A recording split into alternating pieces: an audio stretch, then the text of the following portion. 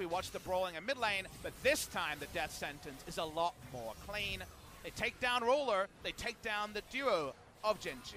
Yeah, and now that range advantage is going to be even more prevalent on the bottom side. Viper has a bunch more items and a 20 CS advantage and a whole minion wave to pick up here underneath the turret as well. I mean, as far as having your cake and eating it too is concerned, Griffin doing pretty well on the bottom side of the map.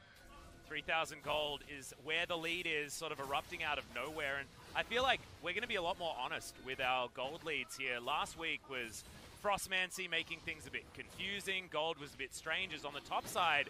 Chovy finds the abscond on the fly, and the Voice of Light does come out, but oh, the flash has to be used, and the Infernal Chain's not going to register. And Peanut was just soloing down the Drake as bot lane.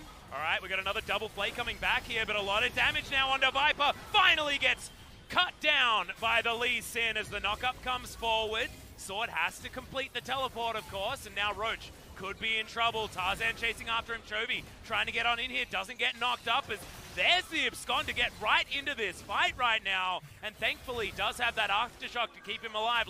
He's going to give up his own life just to save the rest of his team, and now Griffin have a big push onto the bottom lane outer turret. A bot lane party. Finally, the Cassiopeia goes down. Ultimate was a couple of seconds available from cooldown there. They're going to chase for more, though. Tarzan's looking brawling for some knockups. Yeah, exactly. I feel like Aatrox versus Zergod has been a matchup no matter where both of these champions are, as now Ruler underneath the turret without a wind while struggling against Sword, where I've seen this matchup. This doesn't go so well. Okay, just boops him out of the way. No wind wall available, I don't think, earlier on, but we'll have it now for any cheeky shock blasts. I gotta say, Griffin are getting in the mud with Genji this game. Yeah. They are brawling. They are not looking for any finesse in their early play. Some great individual moments, but they are not looking for anything other than early fights. They're skirmishing a lot harder than they were since about week 1 of the LCK. The turret plates rain down on bot side, and the reason why Griffin re-engaged 4v5 was a lot of ults were used for one kill. The full commitment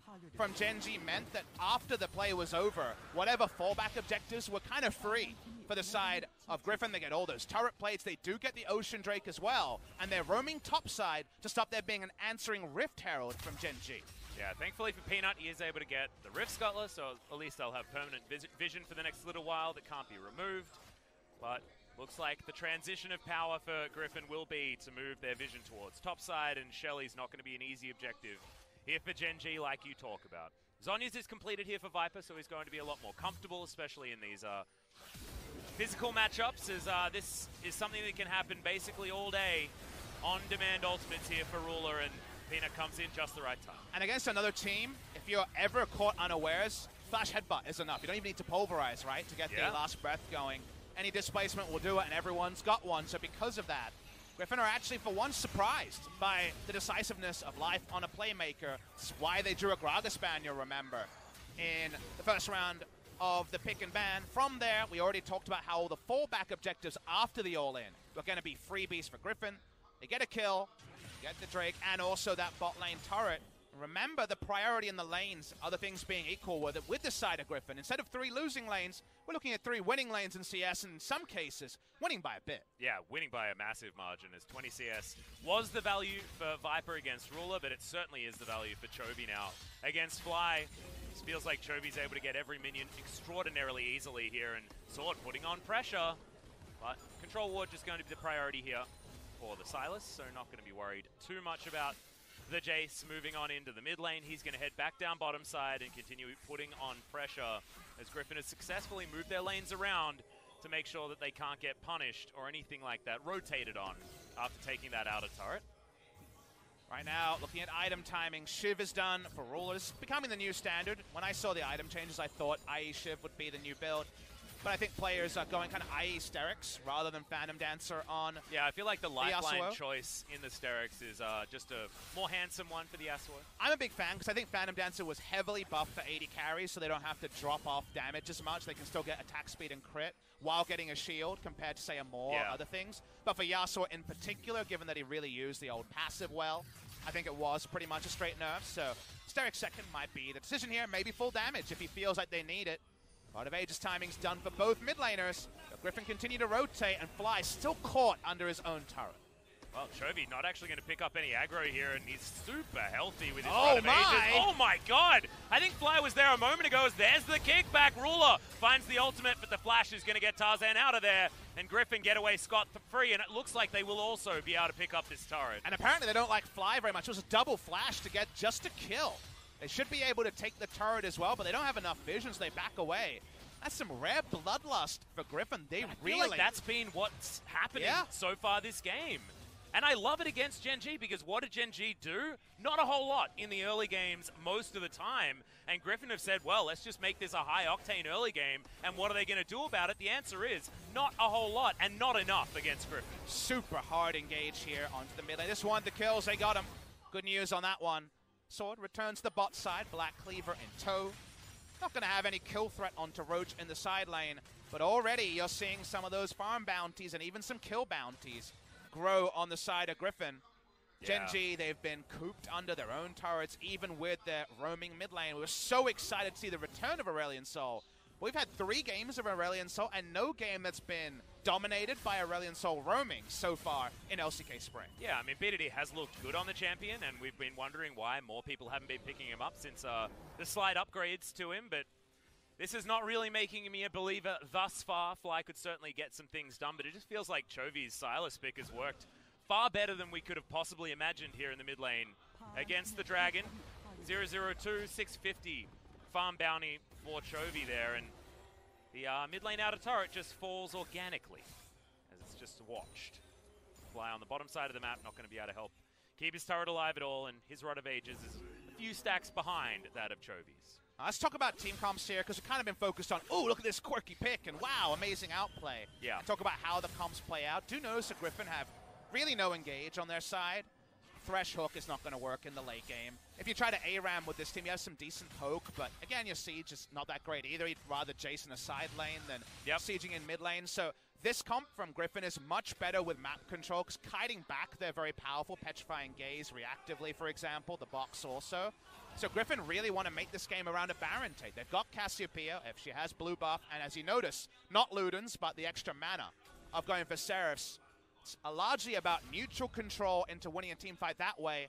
Gen G are about roaming picks. That didn't happen in the early game, much harder in the mid to late game. And then team fight engages. So if you engage on a team that likes to counter-engage, that does suit the side of Griffin as top side. Yeah, Ruler has to flash and has to use his wind wall very early here, but Lehens does have the box now on cooldown. Trade for that flash from Ruler, so that's something at least to take away here from Gen G, but not having flash on Ruler is very scary. That does mean we can get moments like this where the game doesn't play into either side. When Griffin don't have map control, they're slowly trying to get it. Meanwhile, Gen G just thinking about an engage. Don't see it yet. Pulve is going to come in. Last breath being held onto for a very long time as Life has to flash to get himself out. That's the kickback onto Chovy to avoid him getting into the backline, but Tarzan is still there.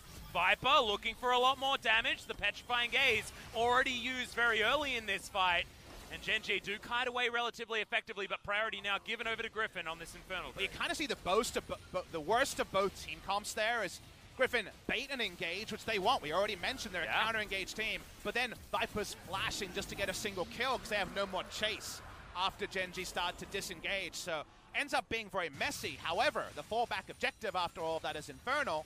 They still get the objective they're playing around, and Griffin will just want to increasingly make this game 3 control wards around Baron and baiting an over-eager engage from someone like Life around the Baron. Yeah, and it will be easier and easier to take down the cow as well, and especially the purple worm that you're talking about, the Baron, because Viper just turns his Archangels into a Seraph's Embrace. Now more items to be picked up here as he goes back home. It's just a blasting one, but I believe third item, Void Staff, would make some sense here for the Cassiopeia. Sword underneath his turret. Probably not going to walk into Peanut and Roach, but actually does. Roach is going to answer that one with a Purge, and that's why he doesn't take any notable damage. And you know what Ruler's answering us with? An Infinity Edge second for who needs a lifeline, baby? Yeah. He's got Life as a support. Lifeline is just irrelevant in this game. He's going for max damage. It means pick power is strong. It means the right team fight where eyes are not on the Yasuo, he can really clean up. You look at the enemy team of Griffin and tanks.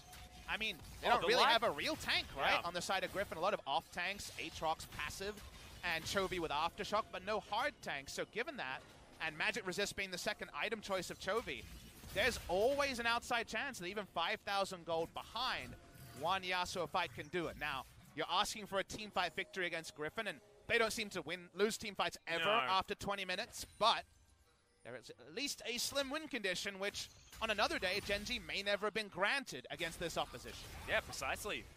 Very excited to see whether Ruler can make it work, and I actually love this about this particular build on the Yasuo as well, going Static Shiv.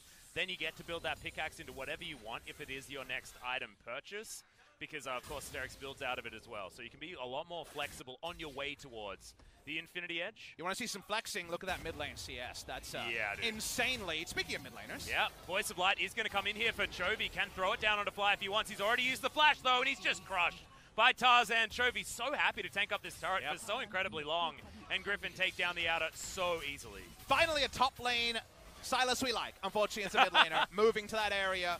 The Rod of Ages build into almost a Spirit Visage makes the tanking with an Aatrox so easy, right? You can't kill two people. Tanky, both of them are so hard to kill. Gen G need to hard engage as a unit. So in the side lanes, they had taken heavy losses in 1v2 and 1v3 scenarios. And that's around the champion that's supposed to be outnumbering the members of Griffin. Precisely. Well, bottom side of the map, Sword is going to go back home. See what he can pick up here as Guardian Angel could be an option, but with the stopwatch unused just yet, I'd like to see something like a Duskblade. And no, he's going to go... We've seen this a whole lot more. A lot of Last Whispers being picked up as they've been buffed just a little bit with a little bit more damage options. As Chovy...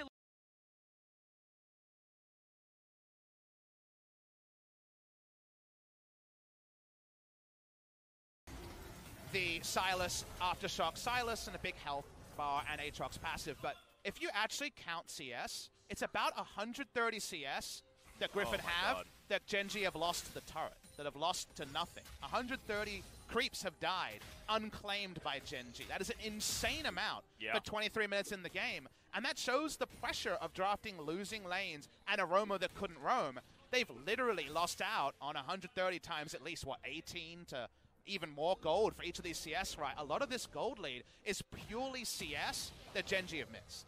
Yeah, and that gold lead is approaching 8,000 as well. I mean, what is it with Griffin games and looking up at the scoreboard and being like, oh, they're completely crushing their opponent here at 25 minutes in.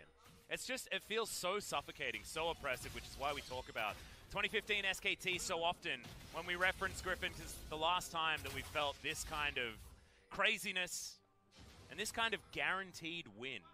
You know, you remember when you were watching SKT back in that time and they could be behind by 4,000 gold, but you never actually thought they'd lose the game. And it was almost always true. And Griffin's making us feel the same way as Chovy. Has to flash to get out of the way of Roach's ultimate, but now he's continuing this fight as Tarzan diving forward. Infernal Chains means that the A-Soul is going to go down, and Chovy grabs that kill, and now Life. Nice double knock-up, but has to flash to get himself out. There was no way Ruler was diving in with his ultimate on that one. He's got his new Infinity Edge, but no way to use it. Aurelion Sol was supposed to be the ace in the hole, the ace up the sleeve, but it hasn't been that way this game. He's been so well held, even though it's the first game we're seeing of it from Gen G. So well scouted by Griffin, and now, damned if you do, damned if you don't, they have a full engaged team, and they're getting split pushed, and they're losing Baron. Yep, it's a 4v4 here around the Baron pit, and in the meantime, Sword's just on the bottom side of the map with a teleport available, knocking on the front door. Griffin not wanting to actually go for this one, but they're just keeping Gen G busy. You feel like they may as well as Life. Gonna get the headbutt back onto Tarzan, but Tarzan just straight up doesn't care. World Ender not available just yet, as Chovy does have that unbreakable will as Peanut dives into the back line. Can he actually get the work done as Viper is into his Zonyas, but he's not going to last for too much longer. Double kill now for the Yasuo as the knockup comes in. Chovy extraordinarily healthy, and oh my god, what is this damage potential? And he's not taken any of it. The Kingslayer gave him almost his whole health bar back as Sword just kills Fly underneath his own turret. It's one of those in the meantime stories, and Chovy ain't finished yet. He's going to get rid of the Urgot. It looked like it was the best possible scenario for Gen G. Ruler almost popping off, but he doesn't. And we got to see the scientific experimentation. You asked, all right, what about stealing Alistair? Oh, what will it do? Oh, it didn't help him kill people, but it bought so much time where he couldn't die, and he was doing relevant damage. For Sword to split push, kill the Aurelion Sol a second time in the same passage of play, and get the inhibitor, it may not make him a murderer, but damned if it doesn't make him just the tankiest guy ever. Yeah, exactly. And also, you get a bit of AD off that one, and when you've got a Sheen with you as well, I mean, you're going to be double dipping into that. I don't think Griffin should be allowed to double dip. It should be single dip for Griffin. Everyone else can double dip. Exactly. I mean, he didn't look at the rules on the packet of Doritos, I don't think, Papa Smithy, is there's too much dipping. His sword, yeah, that's a very, very dead dragon. We got excited when we saw it being picked up here from Fly. Certainly a famous pick for him, but hasn't looked great. So far, Last Breath finally gets used here, but it just, Griffin, they use aggro so incredibly well in these team fights that it just feels like there's no options for any team against this squad. Especially because this was always going to be a true 4v4. Teleports up for Jace, but he ain't teleporting. He's always committing. We're getting a replay, though. Gen G is saying, let's just run it Baron. We got a team fight comp. This is the closest we're going to get to a team fight. Oh, Chovy has a kick available. Look at them all lined up. Throws in the Q. Can he actually get this work done as Tarzan jumps on over? That's going to be the solo ultimate out from Ruler, but can they actually get it? Oh, Chovy with so much health back into the grinder now, as that's a three-man fear coming in for Roach, but they are looking to try and just disengage. 1-for-1, and good God, this Sylas tanked up the whole Gen G squad. And Griffin staying around the Baron. The Sylas bought a lot of time, but that was a great move by Gen G. You remember last week, we were watching games where we said, the team's only win condition is to try to roll at a Baron. They got a kill and backed away. Today, Gen G say, we got a team fight comp and we lost our bot lane inhibitor, the one furthest away from the Baron. We're never going to get a 5v5 fight. We have to suicide Baron and take the turn fight even with lower health bars, because we're never going to get anything else resembling a 5v5 team fight, and our comp doesn't do anything else. They end up with a 1-for-1, and while that isn't a game winner, because they're already so far behind in gold, that is still the best macro play they could make at 28 minutes into the game. So credit to them.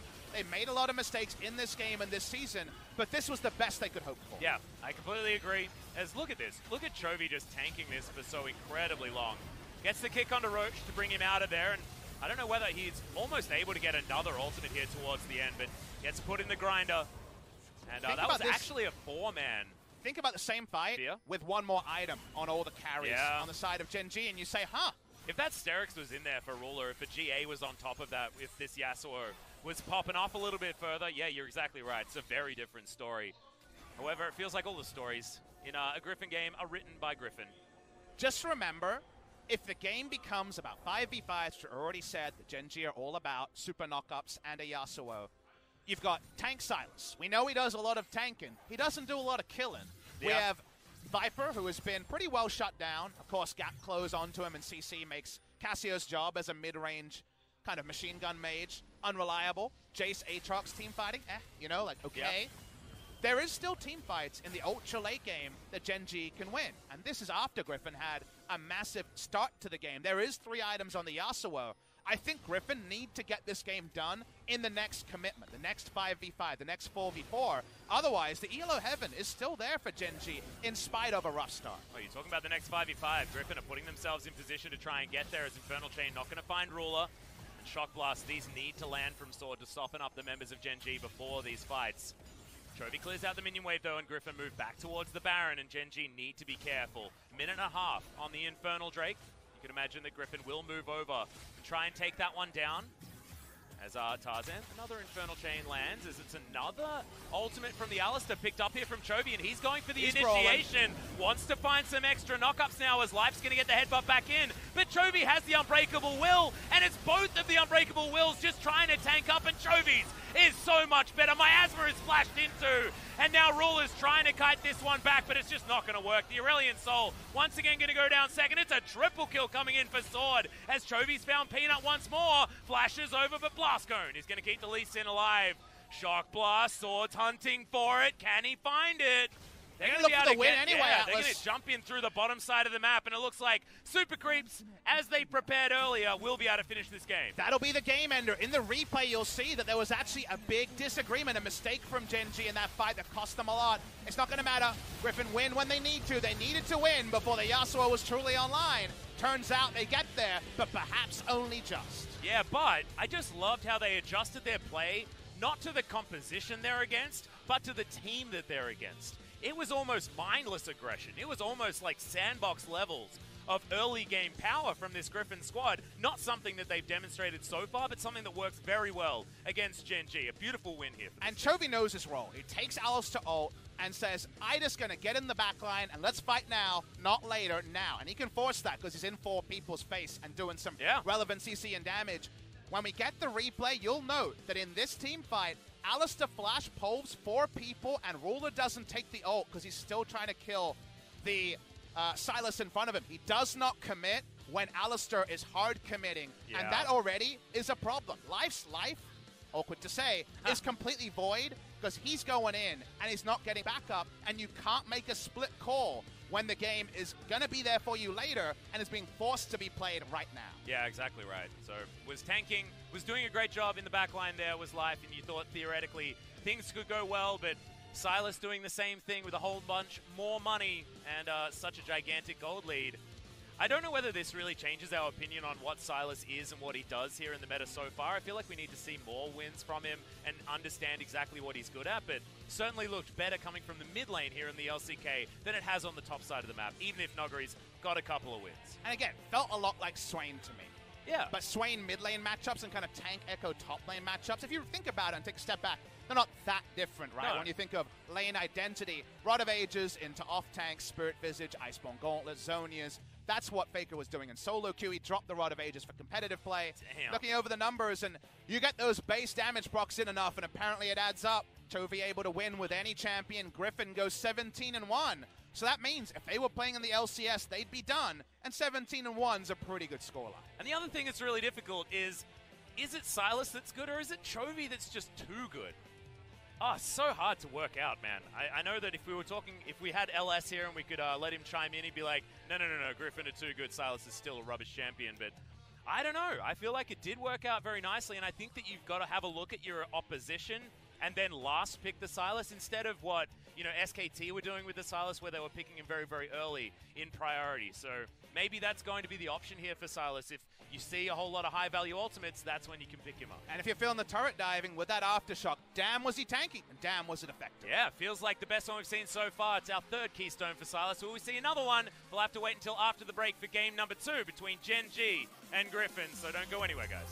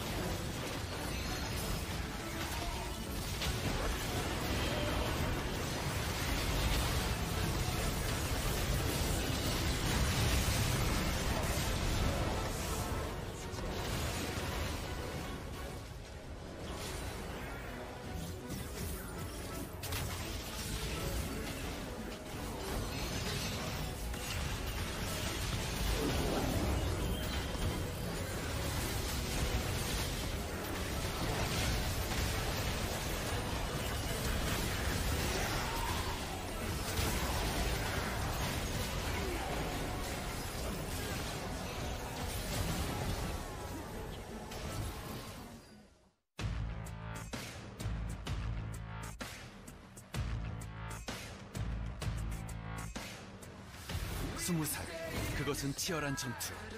우리를 억압하는 모든 것으로부터 우리 자신을 지켜낼 뜨거운 혈투. 그게 바로 20살 우리의 캐리, 우리의 버프. 우리은행이 내일보다 더 빛날 20살 우리의 오늘을 응원합니다.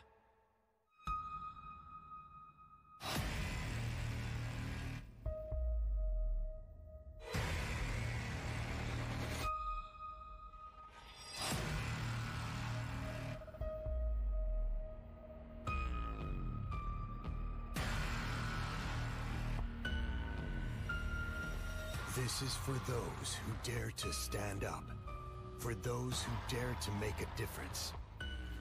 Get ready for battle and join the Republic of Gamers.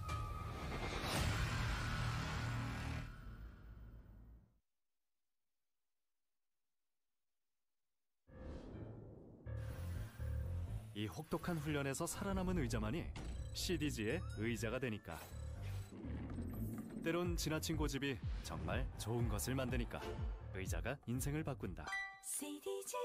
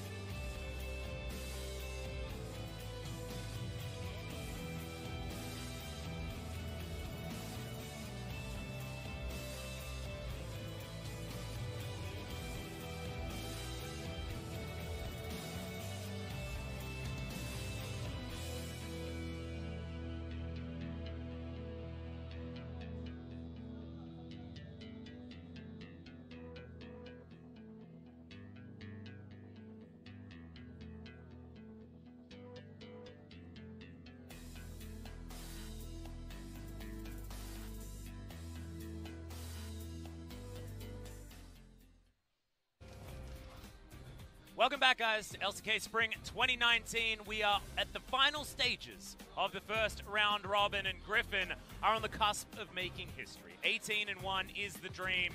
One more game, and they'll get there. We got another man streaking, and that's Chovian, not on the way you're thinking first, Atlas. Come on, mind out of the gutter. MVP streaking is what he's doing. 5 in a row already, Jesus. And 5 in a row was what, if you remember, Ning hit in the LPL before his first game. Tarzan hit 4, Ning hit 5. We haven't had a 6 in a row, and that would be a nice little moment there coming through from Chovy. Looking at the coaches here, I think Genji did a lot of things well, but also a lot of things poorly in that last series. The early game just was too much to bear, and yet there was still that moment where a perfect team fight, and perhaps they get back into it.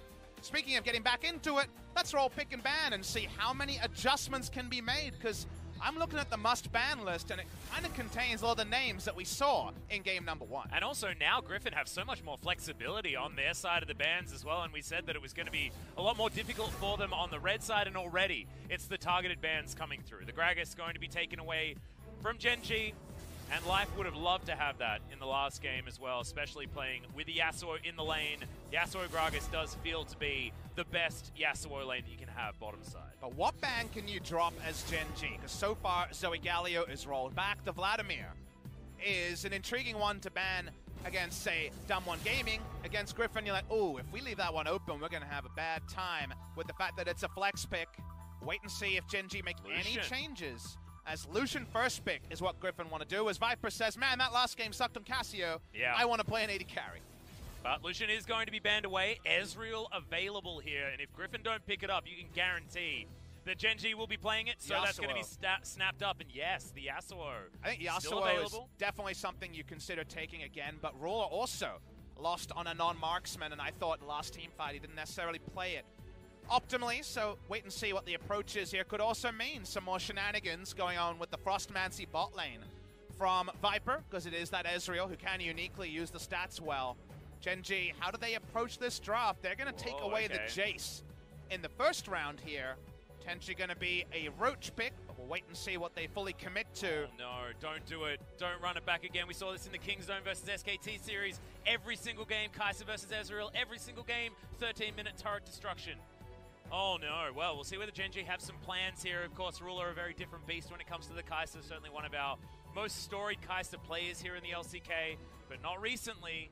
I have a bit more time for Kai'Sa than I did at the start of last week, purely because the builds are being explored a bit more reliably. We're seeing the double pickaxe BF, so we saw play the Ruin King double pickaxe from Viper. So there's different builds here to try to work out different situations, and asking AD carries, they're still kind of at a loss as to what the best way to go is. So there can definitely be an approach here to trim waves, but we'll zoom in on that later in game number 2. And for now, pick and ban, Urgot available, and with Sion taking some noticeable nerfs, it feels like just blind pick Urgot and be fine. For the top side is pretty much the reliable choice. See what Griffin wants to pair this with. Will there be a support first round for Griffin? Seems like the Alistar will be the choice. All right, so Alistar locked in, meaning that Genji get a little bit blocked from picking the Yasuo if they would like it. However, it's not going to be going towards the bottom side. And our Life's champion pool pretty much smashed at this stage. Kind of Braum or you're not feeling so good is kind of how you look at the remaining picks here. The Thresh also is a pick for other people, but we've seen Life not find value out of Thresh so far this season. He has been, I believe, his effective champion pool is 2 champions only. It's just the Gragas and the Braum, so... Yeah, but Genji haven't been doing a whole lot of winning, so it doesn't tell you as much about them if you have a look at the win rates, things like that. So Genji certainly with some options now. Is the Nocturne going to be the first ban here in the second round of bans for Genji? Tarzan not really caring too much about any hit to the jungle pool. I think if you're Griffin, you ban Lissandra, and then give Genji a real pickle, because I think Peanut wants jungle counter pick. Yep. And right now, Fly hasn't been able to really justify final overall pick because his form has been so down. And outside of Lissandra and maybe Zoe, both of those are taken off. There's really not too much left on the board. So how Genji approach red side here is going to be really intriguing. Wow, and they see one siding of the Sylas, and they've had enough. Yeah, well, Chovy was very, very good on that particular pickup. And maybe Genji want to pick up some pretty... high-powered ultimates as well. I mean, you like the idea of picking Sylas into a Lissandra, for example. Frozen Tomb, very strong being utilized in the backline from the good old Silas. So Griffin, do they stick on the jungle hype train with their bans? I mean, Lee Sin could come in here if they want to make Peanut's life a little bit worse, but Lissandra going to be the ban here. I Gen G think showing their hand a little bit with the given last ban. Gen G and Fly not showing enough, and the jungle counterpick potentially ruining some of the early tempo from Tarzan, I actually really like the Lissandra. It's the only pick you see Fly locking in at this point, but okay, well, this could play out reliably. Now, the reliability is down. The Xin Zhao's taken for power, but definitely has power down, and we could see a Jax response, we could see a Sejuani response and just try to be a tank jungler and disengage. A lot of different ways that Griffin can approach this. The Skarner has been played recently, and it's going to be played again, an old favorite of Tarzan's. If you remember, we coined the Griffin special as the famous Skarner ult into Thresh Lantern, and while they're star-crossed lovers in this game, Tarzan in Challengers was playing a whole lot of the Skarner way back in 2018 spring. Yeah, and we actually saw it from Spirit last time out, but it wasn't exactly the greatest performance that we saw. Is okay, Chovy going to be back on the LeBlanc, but it's a blind pick, and what does Fly have to answer it? Not Lissandra. Damn right. This is a really strong spot to take LeBlanc, because you think of Fly and you say, what is there that he can try to match this lane with? Sion, he's played and could try, but you're really gritting your teeth and bearing it. What is he feeling strong enough to play? Zed has been played by Nuke Duck. Aurelion Sol is a tricky lane, that's for sure, but he wants to bail out, get out as fast as possible, and push in LeBlanc, and you know what? Best of luck to him. Yeah, I mean, if Chovy could do what he did the last game to the Aurelion Sol on a Silas, I think that things only get worse this time around. As we'll see whether these summoner spells are going to stay the same as well. I mean, taking the Ignite into the LeBlanc lane sounds pretty scary. Let's adjust something. Remember, it was Aurelion Sol with losing side lanes. Now you've got winning side lane top, winning jungle matchup. Yeah. And also, your jungler isn't a level 6 jungler. The most famous Aurelion Sol I remember was RNG playing Aurelion Sol and Nidalee jungle when it's at its strongest point, and from level 2, level 3, you're pouncing, you're killing the side lanes, MLXG is popping off. You got the same sort of priority with Xin Zhao, and Aurelion Sol wants to push in LeBlanc early, or maybe just give up a minion wave and find advantages side lane. You cannot be cooped up.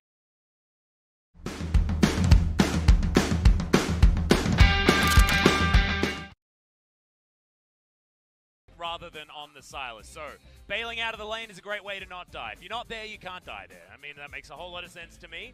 Tarzan will see whether he can actually power farm through his jungle in the earlier levels, because we know that Spirit had a terrible time on the Skarner in his last outing. But remember, this is Griffin, and now it's Viper on the Ezreal instead of on the Cat. Suave Saturday, starring Alden Richards, ang ultimate baykada ng bayan. Ipinakikilala si Iyo Marcos at ang kanyang suave move. Stop! Huli ka sa pasimpleng gamot! Ito na ba ang katapusan ng dance moves ni Iyo? Relax lang, I'll guide you. Guard Active Clean Anti-Dandruff Shampoo. My effective ZO Plus formula that helps you be 100% dandruff-free. Suave Saturday.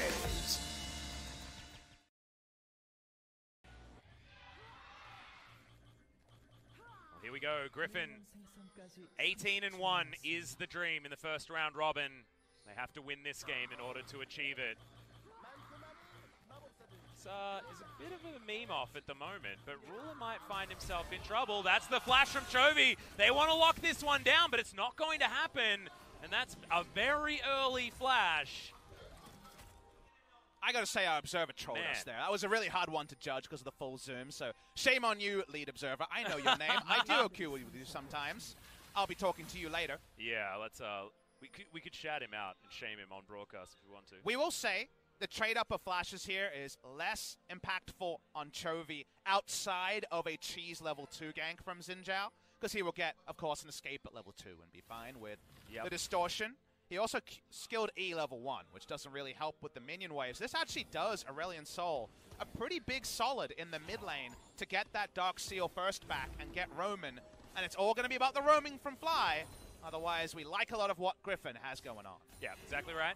And with the Celestial expansion from Fly as well, I mean, he's got all the wave clear he wants in this early stage. So Chovy going to find himself shoved in for a long time, trying to deal with these minions that can be pesky with only a chain to help you farm things out. Bottom side of the map, though, Viper and Lehens will have a huge advantage. With no flash on Ruler, will Tarzan be able to navigate this one? Has he been able to get himself in a position where he can get a singular Rift Scuttler? Because Peanut, if he beelines down there, possibly make that one happen. See where his possible lanes to gank pre-6 are? I think Tarzan will probably want to impact the map earlier than level 6. I think top lane is an underrated gank spot for a Skarner because the flash flip into E hitting, you will get a chase kill on Jace. His base stats are very low, so I think there's actually kill pressure top side for Skarner Urgot. Yep. In a gank to there. Otherwise, of course, we know he's heavily outclassed by Xin Zhao, and especially Xin Zhao, Aurelion Sol. As a duo, pushing's happening in mid. Roaming has to start early, but at least for early game, the bot lane push is going to be for Griffin. They need this one, given the other lanes. Yeah, and absolutely given the vertical jungling that's going to come in from the Skarner as well. Doesn't want to get 3-buffed. It's a lot of damage actually being taken here by Fly, but he's offering a lot back this time. Will need to go Commoner Legend his way back from base pretty soon because he's running out of mana, but standing his own here in the mid lane against the LeBlanc. Very, very standard Aurelion Sol gameplay. It's very, very non-interactive gameplay for Aurelion Sol in terms of laning phase. If you're trying him at home, I've seen him a couple of times in the LCK. It's a lot about using every inch of mana to get a great back timing and then getting an item lead, doing it again and again. Peanut's top side here, a turret dive with Aurelion Sol is a very straightforward one, but the moment that he dodges top lane, the call comes out and Urgot moves back.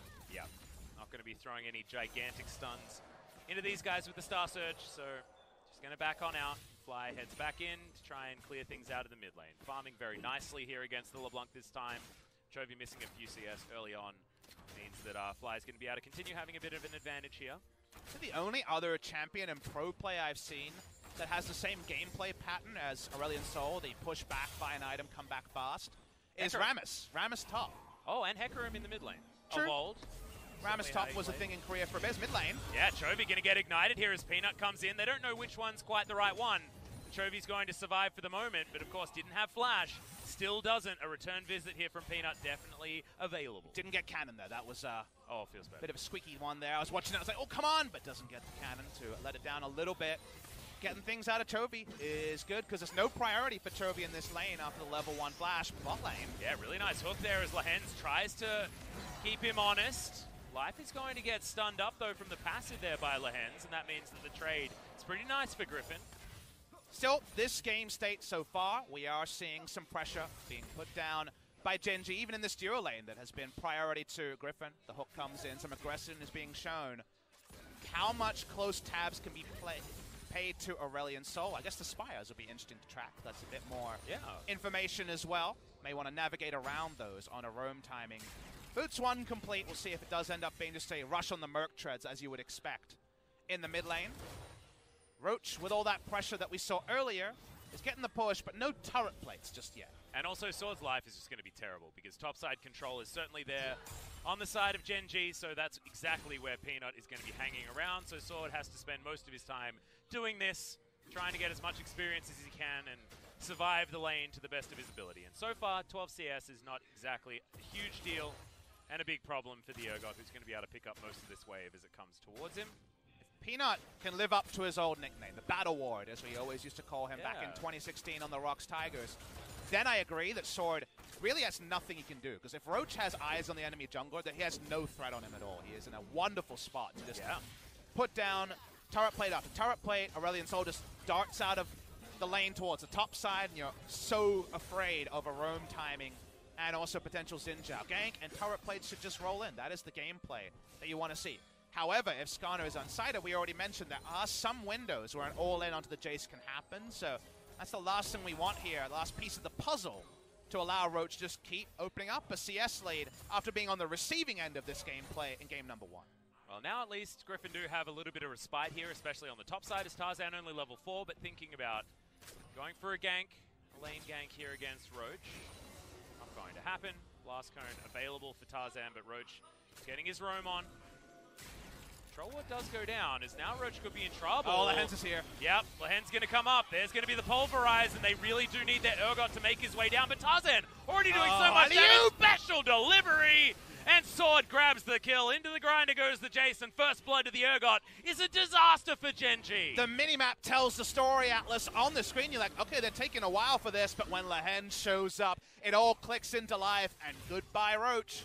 A lot undone there. He doesn't flash, so he can return to the same gameplay, but a kill and extra items to Sword is music to the ears of Griffin fans. Yeah, and look at this. Sword able to push this wave all the way up. One corrosive charge will clear out the full minion wave, and Roach without teleport can't offer anything back. And now Sword, with an experience advantage and the ignite in this lane, is going to be able to stand so much further up. Lehen's still getting his roam on here as he watches the Crimson Brambleback wander into the brush, knowing that Genji will be around. Urgot's in base, of course, the block nowhere near. So good invade timing, and Genji need to keep this up. We already said. Mid-jungle, in this case, support jungle, you need to be on the aggression. Roach saw the control ward go down, he's like, it's just a Skarner, I should be fine. Aurelion Sol has pressure mid lane, that's why he doesn't react, but unfortunately for him, Lehens is ahead of the play here, and it's Lehen's excellent roam timing here that gift wraps first blood to Sword. Yeah, absolutely beautiful stuff. Coming in from Griffin. We've come to expect it. 1,000 gold now the lead from this Griffin squad. And they just seem to have a plan of navigating what their comp's weaknesses are so nicely in the early stages of the game. They play around exactly where they need to in order to mitigate issues that they might have. In the game, Genji unable to mirror it, and now an Impale is available. And when we saw Spirit playing the Skarner, I believe we saw one Impale actually utilized. It was kind of an overkill kind of bot lane fiesta where that picked up a kill. It was a 1-for-1 actually, it just didn't even work for the Skarner. It was bad news bears scenario, of course it was against Griffin. As Fly taking a lot of damage here, not going to have a lot of mana to offer anything back. I don't even think Voice of Light was available to be used because of the amount of mana that he had, but Chovy just going to put the screws in. And what do you build? Do you build Catalyst?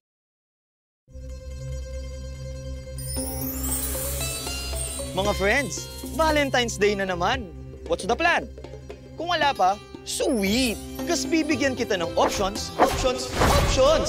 Dahil ang D-Day, pwedeng i-celebrate yan in more than one way. Ang outfit for D-Day, di kailangan palaban. Kasi pwede rin namang chill and quirky. Usually, ang iniisip ng mga tao kailangan sa sosyal. Pero mga friends, mahal! Kung feeling #blessed, why not? Pero yung totoo, marami ring mga places na malupit kahit walang budget. Siyempre, ang typical ay D-Day with babe. Pero wag tayong panggap. Mas sweet talaga ang D-Day pagkasama ang barkada. At kung gifts na yung pinag-uusapan, di kayo magkakamali sa roses and chocolates. Pero pag nagdala kayo ng San Miguel flavored beer, I mean, it's ridiculous. Look at where Sword's position is now. It's the opposite story. Top side of the map, and that's one gank, one movement from Lehens, and they shore up a massive weakness in this competition. It's one of those games where if you tell me that a team that has a top side of Aurelion Sol, Xin Zhao, Jace against Urgot, Skarner, LeBlanc loses Rift Herald, I can't imagine a game where Genji win. Just because you have everything on the top side. You've literally got the biggest knives possible against butter knives, and yet the butter knives might get the major objective on the top side of the map. Yep, exactly. I feel like it's even spoons. It's not even butter knives. Yeah, it's not even I see you played Knifey Spoony before then. Look, this is the way that you play Knifey Spoony, Papa Smithy, and unfortunately, if you're a Gen G fan, it's not exactly the cheat sheet that you were looking for. That is going to be Shelly going down into this Rift Scuttler as well that Tarzan prepared earlier. All too easy. Clown Drake is what LS would call this one. As Peanut's going to get the consolation prize. But getting a consolation prize with this composition is just not good enough. No. And like you say, it's not the consolation prize you're looking for. LS would call it a Clown Drake. And it helps Fly roam. But again, I feel like we're saying roam a lot and not seeing roam. No. So it almost feels like it's not worth saying. Well, I mean, we're saying roam a lot, and that's because Lehen's got a successful roam. Yeah, that's true. And he's got a lot further to go, this cow on walkabout. I definitely had some choice words for him on his Alistair game I casted last, where he had some interesting headbutt pulverizers, Yes. but his map presence was great. And he had one flash pole where he got aiming out of position that was absolutely beautiful. And in this game, his roams have been just as good, maybe better, and he's got the mechanics on point. So Yeah, just and all he's not coming into together. Yeah. He's looking to steal away that 6 MVPs in a row streak that Chovy's looking for. Speaking of streaks, Tarzan rolls in, and he wants to use his ult. Yep, and he's got a flash. He's going to be able to get the Chilling Smite, and once the flash is down, it's all too easy. The ultimate to start it up, Disdain to go into it. There's so much CC, and that gank is so incredibly strong. Urgot Skarner hadn't thought about it, but on paper looks disgusting, and in practice, about the same. And you watch the mini-map, I'm like, okay, how's Aurelion Sol going to react? He starts walking down, he doesn't really have the vision to make a play. There's no turret dive available, so he just kind of mills around mid lane and returns to it. Gen.G get a bit of chip damage on Lehens. Can they steal a Krug? Can they find anything? They got a turret plate, Papa Smithy. Yeah. That's what they did. They got all of the turret plates. Top lane, though, they've got one in mid, one in bot lane. And Griffin, as far as global gold, are over 3,000 gold ahead with only 2-0 in the scoreline. And they lost one of the dragons. So Griffin, once again, it's one of those early games where all of a sudden you look at the gold and it's a huge problem for Gen.G. There's no outplay to Chilling Smite. Roach flashes after Chilling Smite. He kind of had to flash first and he would have died anyway. Yep. Instead, goes into the death chamber. Second death of the game. This one with a lot more assistance from Tarzan. All on the top side of the map. They got the top turret in the Jace lane. And when Jace is rotating around and taking down turret plates pre-14 minutes, he gets a huge gold lead and he can be a big handful. When you take his turret first, he's usually the opposite of a handful. Well, he's, there's kind of a freak kill. Exactly. And there's almost a Righteous Glory on top of Sword's Black Cleaver that he already has built up, and Roach only has the Black Cleaver and some free ass boots. I mean, it's not the brown bags that you're looking for. On the side of Roach, unfortunately. Just, Jace on Welfare feels like a very different story to almost any other champion on Welfare coming from the top side of the map in the current meta. I mean, if Sword was behind, at least he still have an AoE fear available and some tankiness, but Jace really not going to be offering too much as Sword standing underneath his own turret. He just has no reason to go anywhere near where the brush camp is happening.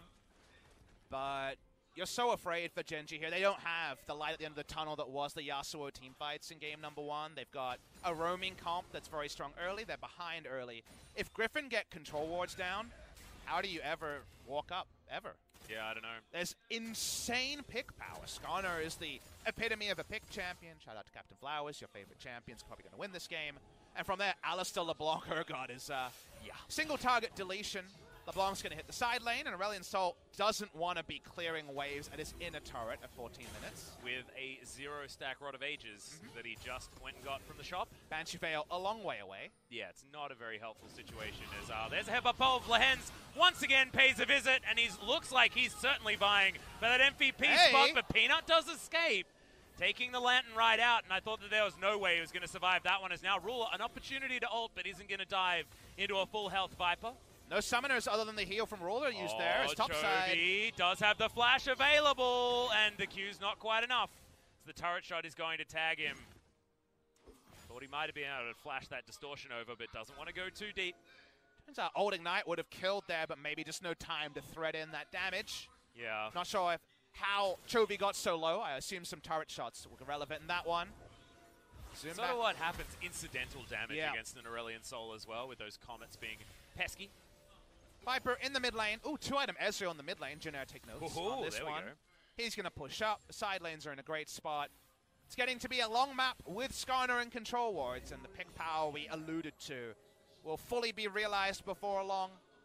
Fly pushes up the top side, and how can Gen.G burst back into relevance? Ruler, we always want to talk about Kai'Sa builds. It's going to be following from Viper and going for Blade the Ruin King. He wants to throw in another couple of pickaxes to get to level 9 plus 85 AD from items, and thus the Q evolve overall. Yeah, and I feel like this was the Kai'Sa build that Viper actually started here in the LCK. That's Viper's. Teddy was the BF Soul double pickaxe. Yes, and then there was another one that picked up the Def Blade likes of the to Ruin go King as well. And Def likes to go for the SUNSBRIBE. Yeah, I'm not a fan of that one. Neither. That didn't seem to be. You got to evolve very something good at all. early, please. Yes. Speaking of evolving, we're trying to evolve a fight here by Gen.G. Yeah, and also evolve into a second Cloud Drake here as the teleport is going to come down from Sword. Finds his way in as, oh god, Peanut in a whole host of trouble. Can't take the lantern, but he can take the Fear Beyond Death, and that's so many feared up. As Sword in the backline is going to do so much work, but Fly able to get a lot of work done, and the Ezreal to go down is a huge deal. Lehen's flashing forward, grabs the Thresh, but look at Ruler, he's still alive, and only really has Chovy to contend with. Griffin, they still want it though. The flash forward, Roach is going to be in trouble as Ruler is the one that they need to watch out for. Chovy flashes forward, not going to get too much more, but finally the Aurelion Soul goes down, and Roach cannot find another way into this fight. Lehen's is so far away from this team as the Empowered Shock Blast gets rid of Chovy's clone, who dives forward, finds that Q, and now Tarzan comes in. The Disdain comes down, and it's a double kill in the end for the LeBlanc. League of Legends hard mode by Griffin. They were waiting on the Mimic cooldown for the second time in the team fight because Viper going down took away a lot of their sustained damage. Chovy able to clean up. He has Mimic again. Hasn't used it just yet. Looking for one rotation. Look, he's 3 levels above the enemy jungler, 5 levels above the Thresh. Sword walks up. They take down the mid lane turret, but not the easiest cleanup for the side of Griffin. Yeah, and 6,000 gold is now the lead for Griffin, but that fight felt like it was on a knife's edge. It just felt like Ruler didn't quite have the items available to get the fight going in Genji's favor. Because what happens here is the ultimate win for Griffin. They actually get Fear Beyond Death in the perfect spot as he's hooked into range of 3 people with the flash. Unfortunately, watch the bot side. Fly just assassinates Viper, and they have damage concerns. Chovy is here, and he's not level 16. He doesn't have almost no cooldown on the Mimic.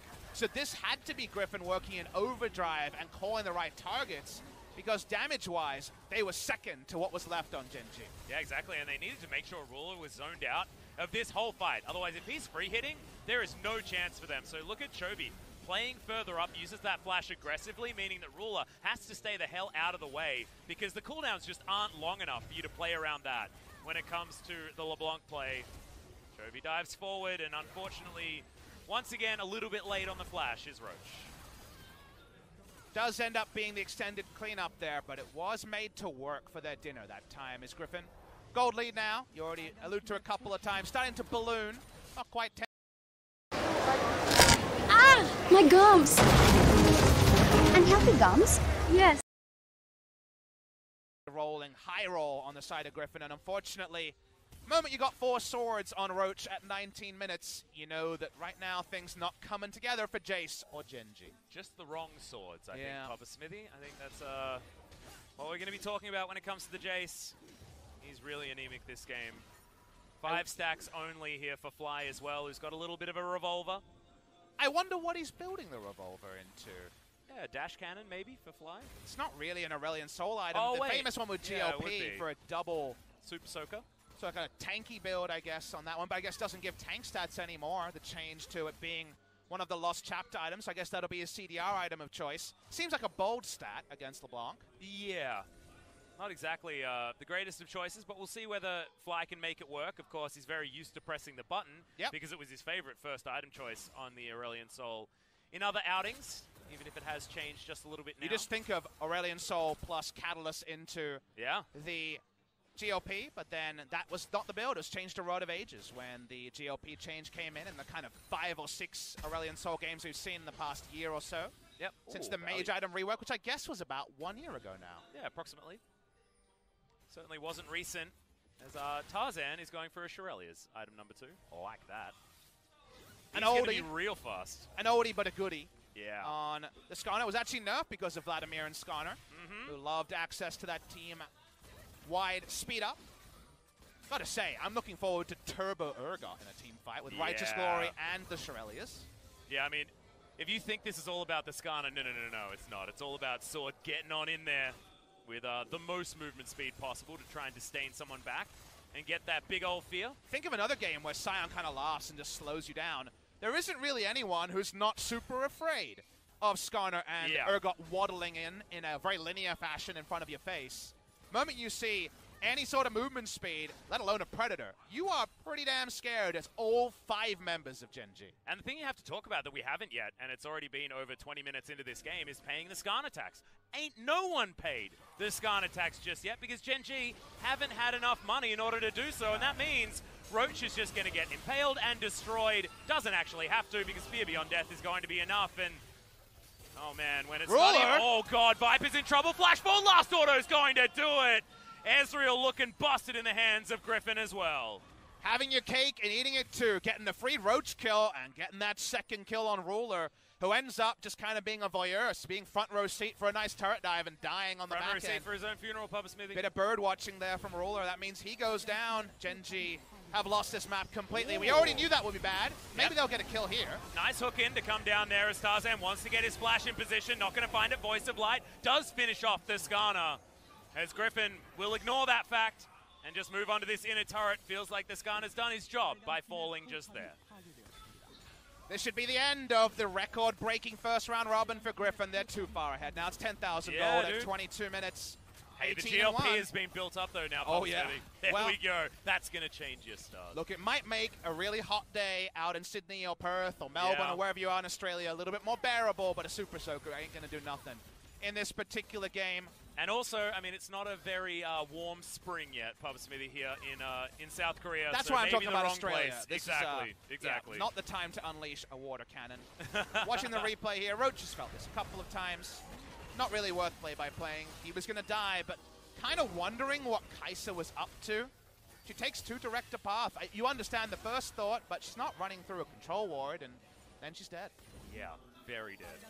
Viper hitting absolutely every button very, very nicely here, as we're going to see in the picture some more things going down in favor of Griffin.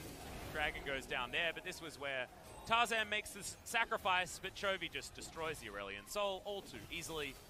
302 now, 850 gold is going to be that bounty, but Sword's got a bigger one, 950 on the Urgot. Just huge. It'll be a 5-game winning streak for Griffin, and they would have traded those 5 wins for going to Worlds. Remember, Kingzone Gate kept them from the World Championship in a 3-2 victory. 5 games afterwards, gotten them a Casper Cup victory, and it looks increasingly like it will cement their perfect first round robin. Baron control being enacted, and remember, Griffin have the epitome of a pick comp and a 10,000 gold lead. The moment that control ward line extends to anywhere near Raptors or enemy red buff, good luck for Gen.G to try to check it. Yep, and that Shurelius is done here from Tarzan, so he's got 2 buttons that make him go really, really fast. On the Skarner is Lehens. Speaking of really fast. Yeah, he's got movie boots. He's ready to get in there. Almost has his Righteous Glory as well as Lehens.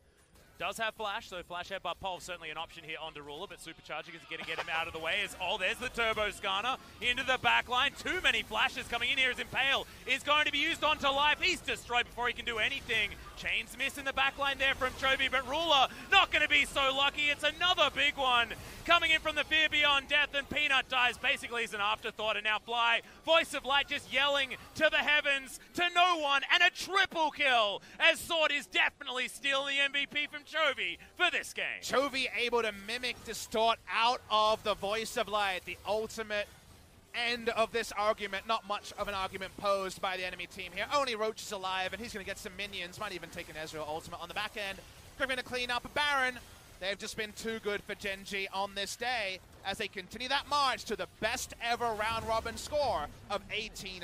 Well, 14-2 is going to be their scoreline in kills this game. It's over 10,000 gold the lead. It basically is that reality. 18-1, best performance in a round robin so far in the LCK. Has there ever been a game where with a straight face you could make an argument, again this is an argument, that the least mobile champion on the side of Griffin is Ezreal? Everyone else is so damn Oh my fast. god, yeah. And there's a Mimic Distort for even better arcane shifts. So Ezreal for once is the slowpoke, the outplay on the back end by Viper, and the rest is just beautiful yeah, stuff. beautiful, disgusting. That is the duality of Griffin. They've got their Barons. They're looking to get some more KDA. And Papa Smithy, do you know what's a really frightening thing is that this is Sword playing the opposite side of the matchup from game number 1, and now he's legendary Urgot 8-0-3 against the 0-4-1 Jace. It's just Griffin with the demonstration of how to play out a game where you've got a Jace Urgot matchup there. Put the Urgot a little bit ahead, and he's actually able just to run over the top of the matchup.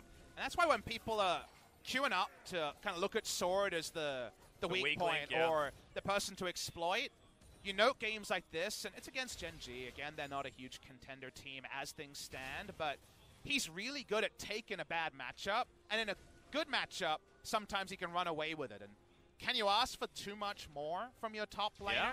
he gets outclassed in very fringe situations, and he's gotten better at surviving through bad matchups. He has pop-off games as well. A lot to like about all 5 members of Griffin. A lot to like about this game. We're just waiting to see which way they end game number 2. Yep, and what the KDAs are going to look like towards the end as well as Chovy just explodes live. See you later, mate. It's just a very dead Thresh. Doesn't have a lot of counterplay options to that one, and now it's going to mean the inhibitor on the bottom side going to fall. Mid lane inhibitor turret also going to follow, but Griffin just going to follow minions towards this one. Look at all the cannons just lining up to get rid of these Nexus turrets. Griffin want to get the 18-1 split on the first round robin as Chovy wants to get rid of Fly. He's been annoying on this dragon as Tarzan turboing towards them, and within the timing of the impale, the Xin Zhao is going to die. Fear Beyond Death finishes him up, and Sword needs so much respect given to him. Chovy darting forward, darting back. That's a big 2-man pulverize. His life is just dead as an afterthought. Once again, and Lehens has his ultimate to keep him alive through almost everything. Fly on his fountain is not going to survive, as the Nexus, I felt like, fell in 1 or 2 hits. We spent an entire round robin in 2019 being front row to the Griffin show. They have now won 9 best of 3s in the LCK. They didn't do any losing in the Kesper Cup either. No one has defeated them in a series, and only Sandbox has taken a single game since the famous scrims that they were winning at the World Championship. They've cemented that whisper into shouting. Everyone is shouting about Team Griffin, and with good reason. No one has been able to run them close apart from Sandbox, and even then, for 2 out of 3 games, Griffin looked on another level. They'll go for a bow. They're still enjoying their time on the Rift, and every time you take to the Rift against them, you learn about a new combo. Suddenly, Urgot and Skarner is their new combo, because those wombo combos of ultimates were a treat to watch. Yeah, the Fear Beyond Scorpion seems to be the combo here for Griffin, but I feel like everyone starts to come up with ideas. They're like, oh, here's where we can attack Griffin. Sword's where they're going to be weak. And then a performance like this comes out of the man and reminds you that Griffin can play around their top lane if they want to. They just don't have to. And oftentimes, Sword, like you say earlier, is left on an island. He has to just fend for himself, and it can be rough. This time around, he's given a little bit of attention and runs away with the whole game. You can remember games where Sword is in a bad matchup, and B gets no jungle help and feeds. You can, that's happened. He's lost in those occasions, but every top laner loses in games like that. Yeah. And there's some games where he gets those 2 things and doesn't feed. And there's many games where he gets a gank and is able to run away with the game, or has a good matchup and can do well in the good matchup. So it feels like there's that 1 out of 8 instances that makes sense, and you're like, okay, Sword looks mortal, but you know why you're doing that? Because you got to look somewhere, Atlas. Yeah, exactly. You got to sit there like I did watching SKT in summer 2015 and say, all right, let's put together that 9 minutes of tape across 18 best of 3s where this team looked mortal, and that one strategy they weren't ready for. It was globals for SKT, where they didn't really seem to deal with Shen so well in summer 2015. And I was like, what about globals by KT? It didn't work. Yep. And you say, what about camping Sword?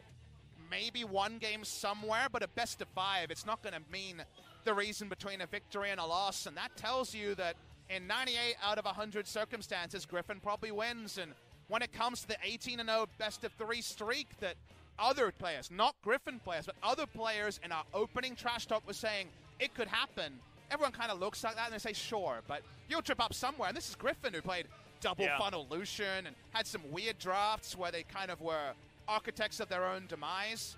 Those drafts are a lot more intermittent. They have 1 or 2 games where I'm just scratching my head saying I don't really see it. Otherwise, the norm is pretty impressive stuff. And even when they don't put their best foot forward, no one has been better enough than them to actually seize the opportunity. Yeah, and the thing is that Griffin not only know how to play their win conditions very, very well, but they also know how to deny their opponent's win conditions at the same time. And I feel like that's something that's been lacking so far in 2019 for a lot of our teams. Identifying how you're supposed to win a game whilst also playing around how your opponent wants to win as well. So Griffin, this is the example of exactly that. Genji want to play around Roach, splitting in a side lane? Well, you just kill him. And you give Sword the kill so that he can run away with the top lane matchup in counter to them. And that was probably the coolest part of the game, was Lehens being ahead of the play and making a kind of flash burn into an actual kill on the top side. And then moments like this where actually Fly salvages the best moment for the Aurelion Soul, because he assassinates Viper and ends up actually being way harder for Griffin to clean up this team fight. They still do it overall. by the end of it. Gotta say, Fly could have been almost any other champion than Aurelion Sol, and we would have said the same thing about BDD's victory on Aurelion Sol in his first game playing on it. This could have been Orianna, because he was under the turret for the whole game and could never do any roaming. So I like the lock-in because it threatened something, but unfortunately the reality was 2019. The reality was a player and a team out of form, and I believe that cements Gen G as 2-7 in the first round robin of LCK Spring. Quite a few passengers joining them down there. Not a lot of wins to speak of between those orgs. Yeah, you're exactly right, and it is 2-7 to come in. Only a couple of victories against KT and Jinair, I believe. For Gen G, not the start to the season that you'd want, but still early days, still only the first round robin has been completed here in spring as Viper. That was a mistake from Ruler. Yeah, it was. Don't see too many of those. He's not bloodless in the 2-7, but you know. But you can see frustration here in this game from Ruler that I think is the main takeaway for me is Ruler can be a very composed and intelligent player, but sometimes he does tilt, and it's just a really sad situation to see. Well, think about Gen G games of last year, even when they were kind of indifferent form. They weren't in free fall, but they were indifferent for a lot of regular season. It was a lot of nothing happening and Ruler farming. Yeah. It's so different when your top lane's died 3 times in a good matchup and your bot lane being like, well, we didn't get a lot of ganks and our top lane isn't going to have any priority, and okay, I made one mistake and died as well. And you know, it's a lot of bad feels, and you have to know that Gen G are feeling those bad feels. They've got so many players here who've won the LCK or world champions and all those sort of things, and they got so little to show for it. Like they had a Xin Zhao that did half the damage of a Skarner, Papa Smithy. And the scary thing is, they had a roster they felt good about. The boy. Kesper Cup has worked so much against Gen G because they were like, well, we were the second best team. And then now, they're so far beyond the pace, they've made no roster changes, and where is the light at the end of the tunnel for Gen G? It's going to have to be through their play as the MVP streak does finally end on the side of Griffin. Yep, it ends for Chovy, but Sword's going to be able to pick up his second. It well-deserved here in this game. It was the Sword show, proving that the Urgot is still indeed extremely powerful and in the right hands can take over a game almost by himself. I mean, Chovy still had an impressive game, but I mean, he misses a chain over there. He dodges the Voice of Light up here. But you can see in the front line, Sword's just purging down everyone. And it's lights out for Gen G towards the end. The way they played it out, though, in the earlier stages of the game, with Tarzan setting up for that kill, with Lehens roaming in at exactly the right time, Griffin just have so many of these plans that start off the game on the right foot for them, and then they close them out. And it's just better than expected. And it's already the best team we have, one of the best teams in the world, and yet you watch the play and you're watching the Alistar, like, how does this work? And like, oh, I see. It's even better when you watch it happen in front of you. Well, now we get 2 people in the interview as well, so let's throw it over to G-Sun to talk with Chovy and Sword. And CD. 네, 심혁 감독님은 이번 LCK 스프링 이 자리에 처음 서시는데요. 팬분들께 한 말씀 부탁드립니다.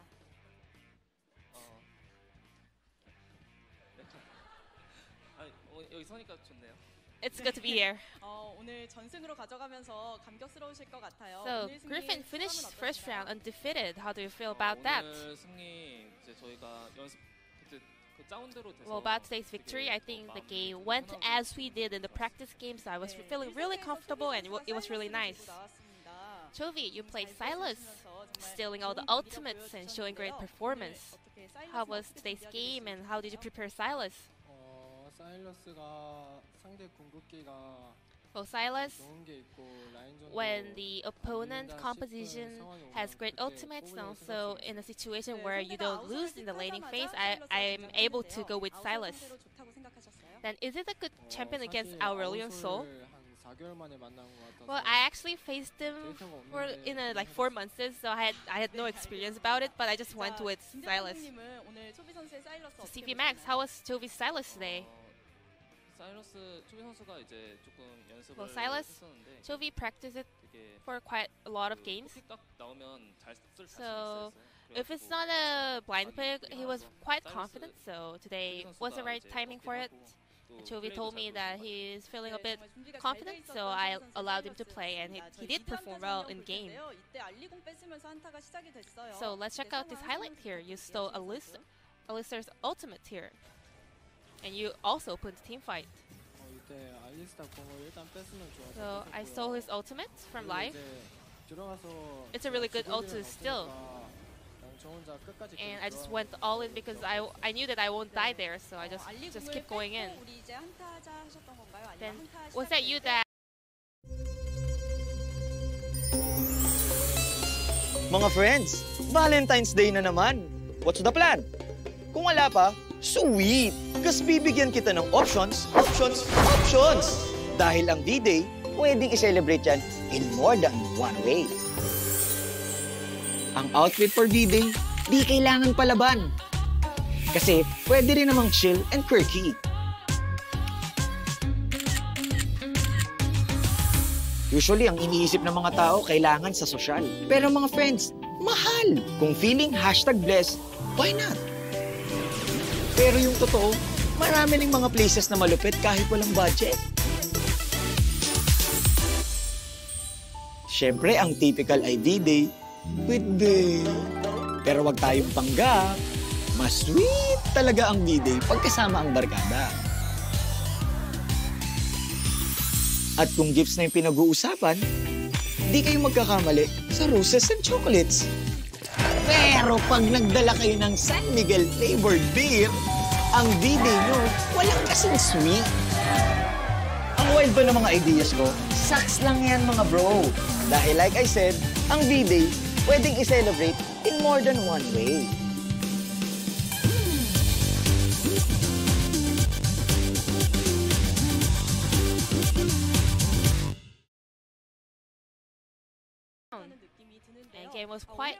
And game was really quick in time. Does that kind of reflect the will to just end the first round in a perfect score?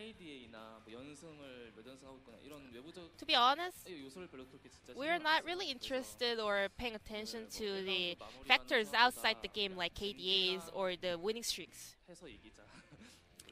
The only mindset in mind today was let's just win against Genji and do the best performance we can. Griffin, I guess you guys are focusing. Suave Saturday, starring Alden Richards, ang ultimate Baykada ng bayan. Ipinakikilala si Iyo Marcos at ang kanyang suave move. Stop!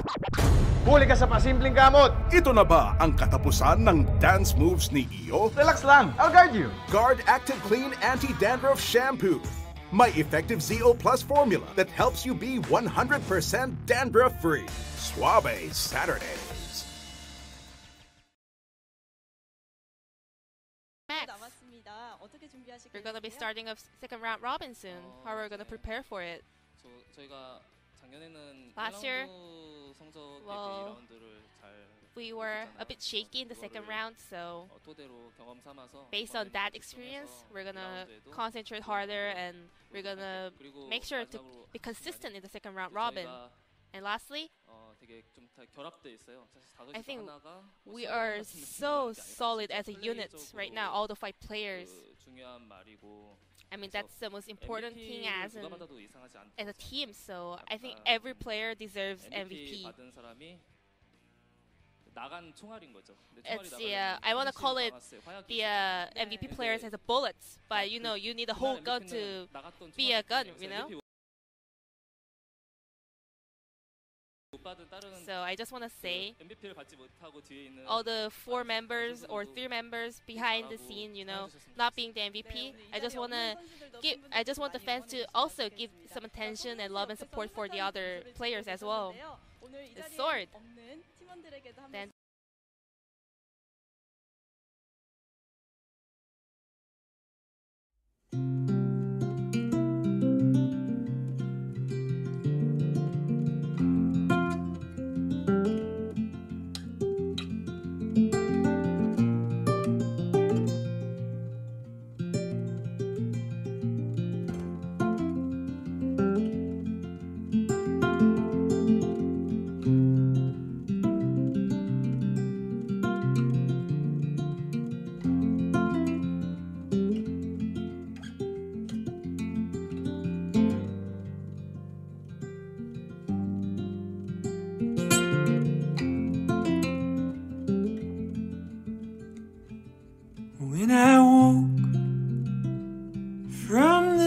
sure it was nearly real.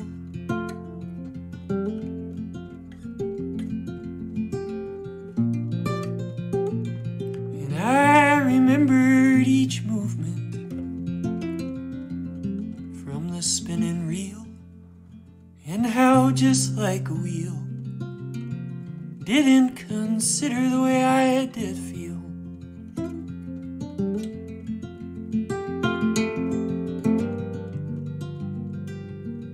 But it was not everlasting.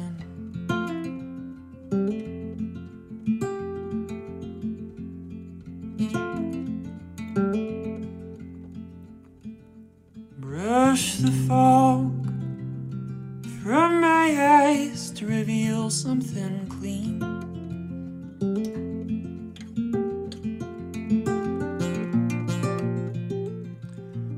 Looking through an open window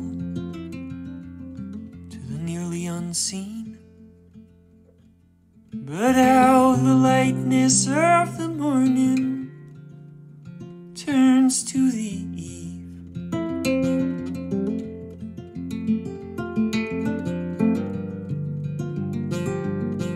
And stars go funneling from you.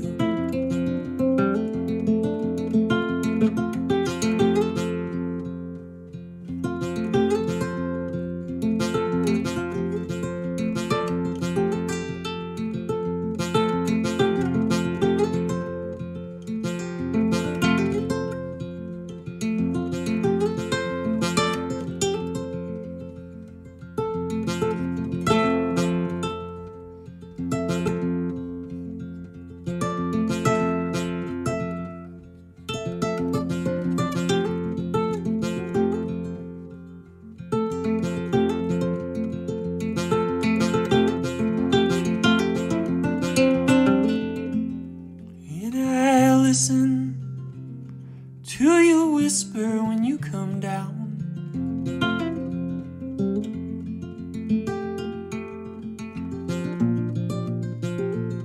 Closing slowly, decrescendo,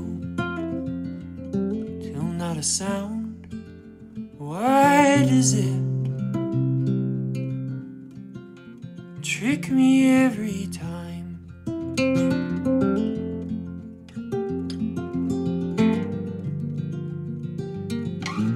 You keep me walking the line.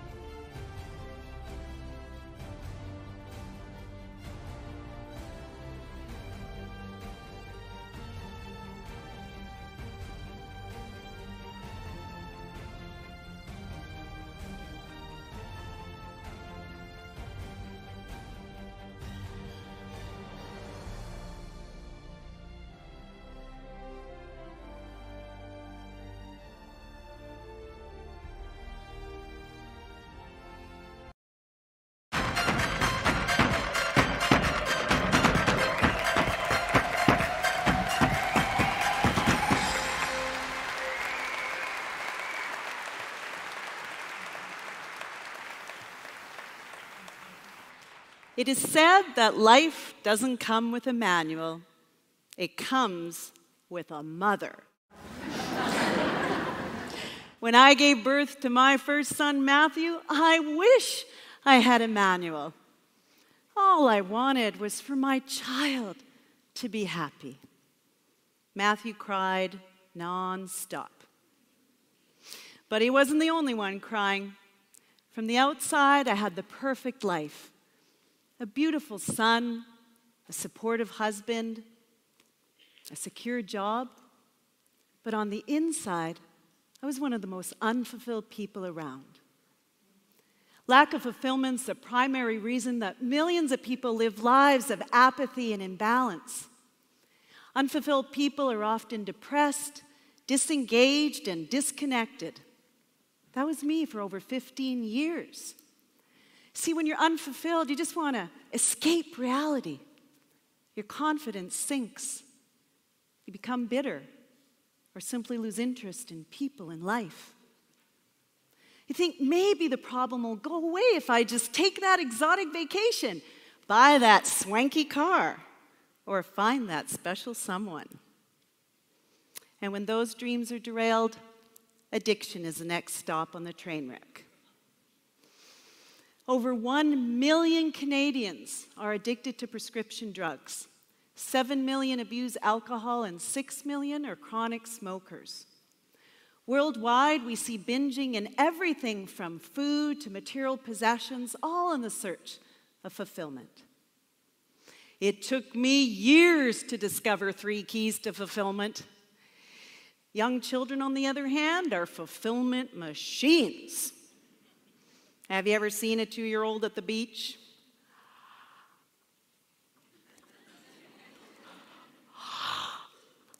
A rock! Adults are easy now. You got me in the eye last time. I was a born teacher. My mom tells me at the age of 3, I had an imaginary chalkboard and I'd gather all my friends to learn from me. And if their attention waned, I'd bribe them with special edition Oreo cookies. You know, the ones with the industrial-sized lumps of chocolate. I didn't dream of being a mermaid, a movie star, or Wonder Woman, although I did love her cape. I just wanted to be a happy and confident teacher. Boring, but true. Just 2 years into my teaching career, my dreams of making a difference to students and their futures came crashing down when I realized how stifling and constricting the school system really was. Instead of using my creativity to ignite a love of learning in kids, I was imprisoned by a strict set of rules. Some administrators sitting somewhere far from my classroom made the decisions as to what I was to teach and how. But like many of us, I went to work every day with my armor and my fake smile, trying to hide the fact that I was depressed, disillusioned, and frustrated. Not exactly great qualities for a school teacher, right? Colleagues would stop me in the hallway and ask, "How are you today, Karen?" I'd say, "I'm fine. I'm fine." What I never found the courage to tell them was, "I'm falling apart." Well, thank goodness for the law of hitting rock bottom. You know, the one where things can't possibly get any worse, so something amazingly good happens. Well, it happened to me when I met a tall, smooth-talking, good-looking guy. Oh, yeah. Easy now, it's not that kind of story. Well, it sort of is. Whether you believe in serendipity or the stars aligning, on a day I didn't even feel like getting out of bed, my friend drags me to an event where the keynote speaker is none other than Tony Robbins. I had never seen him live and in person before, so when he bounded up on the stage and started to speak, I thought, wow, he has big teeth. And his shoes, they're longer than my arm. I get it. Everybody has their own opinions about Mr. Robbins, but 2 hours into that talk, I was so drinking the Kool-Aid. Every move, every single thing he says and does is thought-provoking, mind-expanding. But the greatest thing about Tony is that he really loves what he's doing. In fact, I'm sure I heard him say from stage, "Karen, do what you love. Love what you do."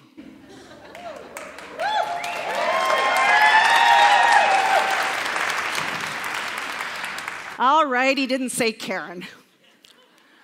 But the impact of those words, "do what you love what you do," was life-changing. I knew I had just heard the first key to fulfillment. 8 years of feeling hopeless vanish. Instead, I'm feeling hopeful and alive. Well, I couldn't take Tony home with me that day. He's pretty big, and my husband certainly would have noticed.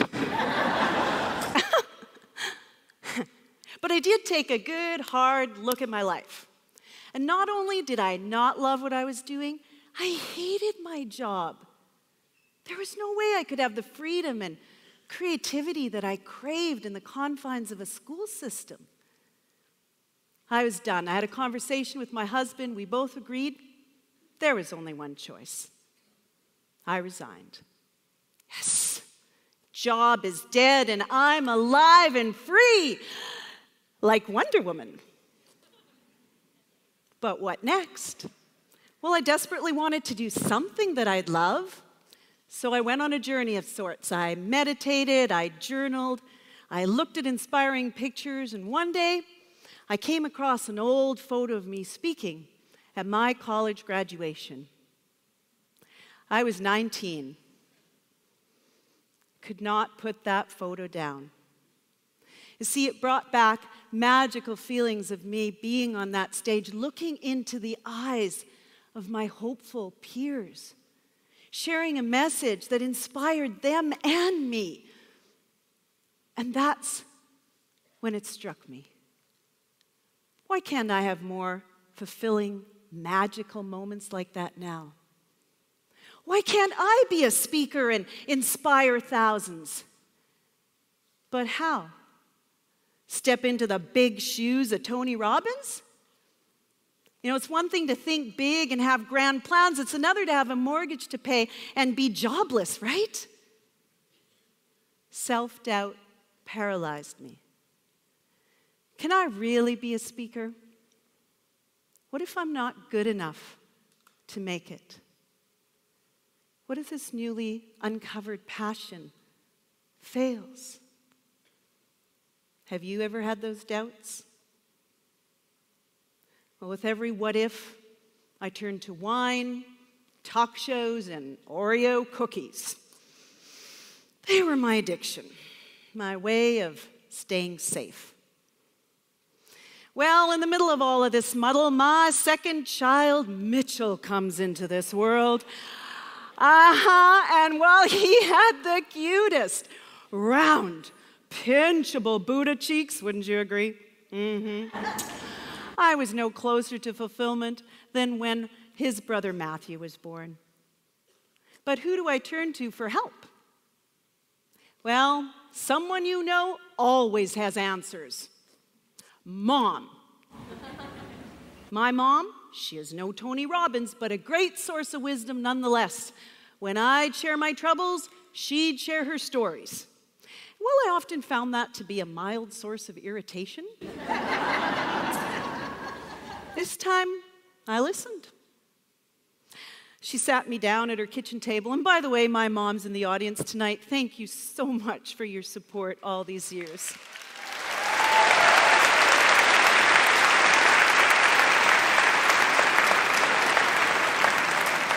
She says, Karen, dear, when your dad and I first met at the tender age of 16, he already had a dream of moving to Canada, working in the great outdoors and owning his own farm. By the time that we were 20, he already convinced me to marry him and move to Canada. It was a big risk, the move, not the marriage. Heck, your dad was a real catch. But he always saw life as an adventure. So with no money and no English, he still managed to find a job in Edmonton. But it was a stuffy office job, and he hated it. Dad in an office? Never seen him in a dress shirt before. Well, he couldn't stand it, so after 2 years, he mustered up the courage, took a risk, and quit that safe job. Now, after that, we moved to a tiny little shack in rural Alberta. And now here we are, 45 years later. Your dad's still working on his farm, tending to the exotic birds and animals, and playing with his grandchildren. But none of that would have come to pass if he didn't take a risk to do what he loved. And I'm so glad he did. I hugged my mom and rushed outside to find my dad in his muddy work boots, tending to his exotic birds. I said, "Dad, why didn't you tell me you risked it all?" He cupped his hands over mine and said, "Karen, sometimes in life you need to risk what you have to get what you want. My only regret is I didn't risk sooner. Life is too short, and time too precious." He was so right. A few months later, my dad suddenly passed away. Author Anais Nin wrote, "And there came a day when the risk to remain tight in the bud was more painful than the risk it took to blossom." That day had arrived for me. I was determined to take risks, to brush away self-doubt, to do whatever it took to blossom. That was the day I started my speaking career. I would speak to a packed house of 2 people. I'd get up on stage, totally mess up, and get right back on my feet the following week. My courage and confidence grew. I felt more joy, less fear. Life became an adventure instead of a prison. And surprise, surprise, Matthew starts smiling. And it's not just because he's sporting underwear on his head. And his baby brother, Mitchell, well, he's the laughing Buddha. Happy mommy, happy children, right? Well, thanks to my dad, I discovered a second key to fulfillment. Sometimes in life, you need to risk what you have to get what you want. It doesn't need to be a reckless or life-threatening risk, but where there's no risk, there's no fulfillment. Well, at that point, I became known as the girl with the eternal smile. I was so happy, people thought I was weird. They wondered, what kind of Kool-Aid is she drinking now? Even I became suspicious of my own happiness, wondering, will it last? Is lasting fulfillment even possible? I was about to be shown the answer. One evening when I was giving a talk, at the end of the talk, a lady with long white curly hair makes her way up the aisle towards me. She's shaking. She has a tear in her eye. And I think, did I say something to upset her? She says, "Karen, I heard you speak 4 months ago and share your story, and now I need to share mine." Oh, okay. At the time, my life was a mess. I was ready to shut the doors to my business, and it devastated me to make that decision. But when I heard your story about never giving up, I went home that night, and your words kept ringing in my ear. Never give up. Never, ever give up. So I made a decision, a commitment to myself that night to make things work. And now my business has turned around and I have hope again. You gave me that hope. And now, I have my life back. Pure joy erupted from every cell of my body, knowing that I could make even the smallest difference to the life of a complete stranger. And that joy lasted not only that day, but into the following weeks. I'd just been handed a third key to fulfillment. Do it for someone or something beyond yourself. Do it in service to others. You see, I was trying so hard for myself and my family, but her words made me think, how many more lives can be impacted by my serving others? Not just from the stage, but in all aspects of life. I started with small things like a smile for a stressed out waiter, dinner with a lonely friend, and fundraising for a local women's shelter. And with each act, my heart filled to the brim with joy. And my doubts were put to rest. Lasting fulfillment is possible, and it's found in serving others. Well, the strange thing was, the more I focused on serving others, the less self-doubt I experienced, and the more risks I took, and the more fulfilled I became. Look, I'm not saying I don't have down times. See me on a bad hair day and you'll know. Heck, even the Dalai Lama has bad hair days. Actually, he has no hair days. Fulfillment is a practice that definitely does take practice. But for the last 10 years, I do what I love, and I love what I do. Even that college photograph, I find that that's me now, speaking to audiences just like you. In July, I'll turn 50. I have more energy and zest for life than when I was 30. It's never too late to be fulfilled.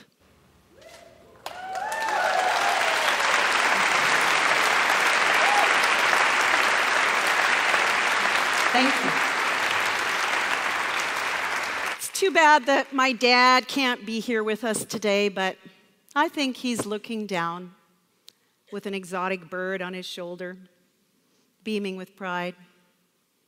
And I'm telling you right now, he's not wearing a dress shirt, right, Mom? If there's something seriously lacking in your life, if you're feeling down, hopeless, unfulfilled, remember, life is too short and time too precious. Whether you're a student, a CEO, or an at-home parent, everyone deserves to live a rich and fulfilling life. Find something you love to do. Do it with great love. Risk doing it despite your doubts and fears.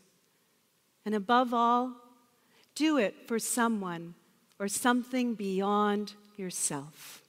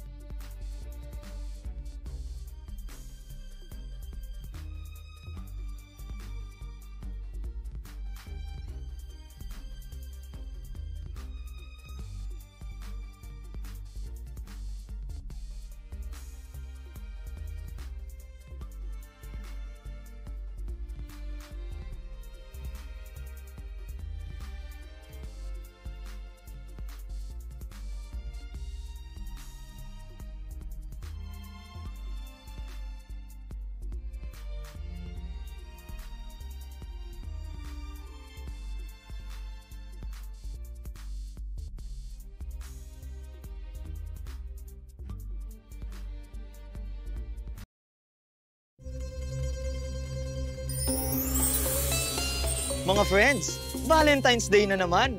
What's the plan? Kung wala pa, sweet! Kas bibigyan kita ng options. Dahil ang D-Day, pwedeng i-celebrate yan in more than one way. Ang outfit for D-Day, di kailangan palaban. Kasi pwede rin namang chill and quirky.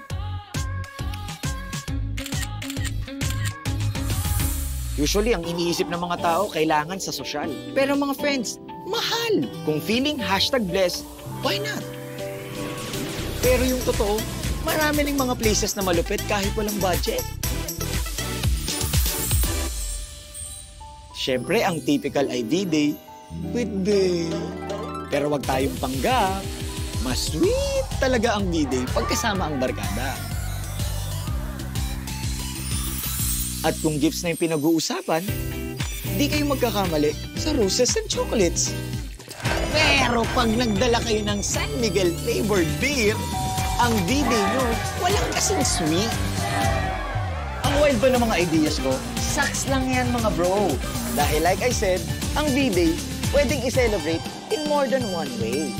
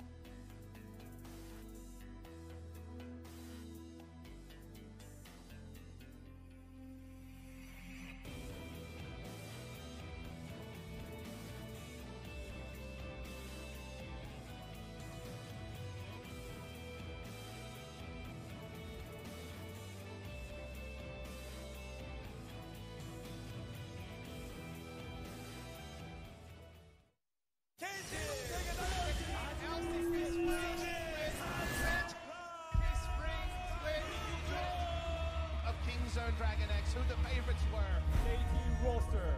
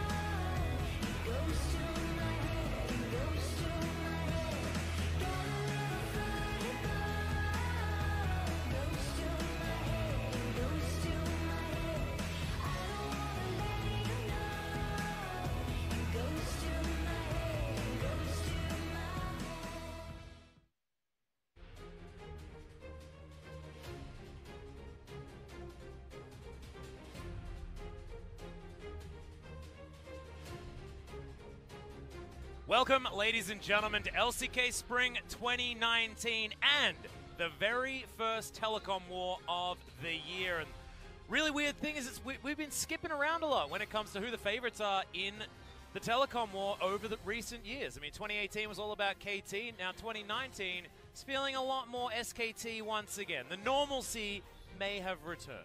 Weird thing is, though, Atlas, it's still the telecom war, and it's one of those things where sometimes it's first versus second. Yeah. Some teams, one team's on the pace and the other one isn't. Like you mentioned, KT last year, we think we know how this one will go, but because it is a rivalry that extends past League of Legends, an organizational rivalry in Korean esports of 15 years, until we've seen it, we can't fully render judgment, and all we know for now is it's the first time ever in Lowell Park that this old esports rivalry, the El Clasico of Korea, gets going. Yeah, and also so much has changed for both of these teams, and yet there are still so many stories about players now facing off against one another. We've got a Jin Air rivalry in a telecom war. It's completely ridiculous. We are going to update you though, guys. Plus 17 points is Griffin after their first round robin, only dropping one game, the first time ever in a round robin here in the LCK for a team to go 18-1 in game score. Just disgusting stuff. And Gen.G unfortunately falling to 2-7 at the end of their first round robin. But now SKT looking to get up to 7-2, the entire flip side of that Gen.G. And isn't it fun that SKT's trying to stay within arm's reach of the top, and the other team is so scared of being cemented with the bottom? That's what happens in a league. We have an ultra favorite, an ultra outsider, and 9 teams struggling for relevance. We know about Griffin, we know about Jin Air. We don't know anything else for sure as we zoom in on the first telecom war of 2019.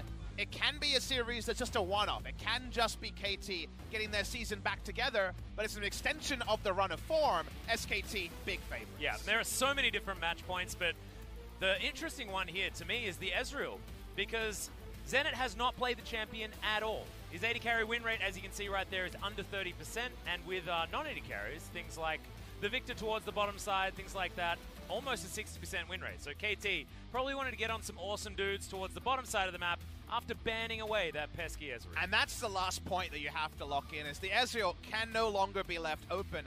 Actually, last week, Ezreal was 11-2 in the LCK by anyone playing, and it was a champion that was getting to the ban list by the end.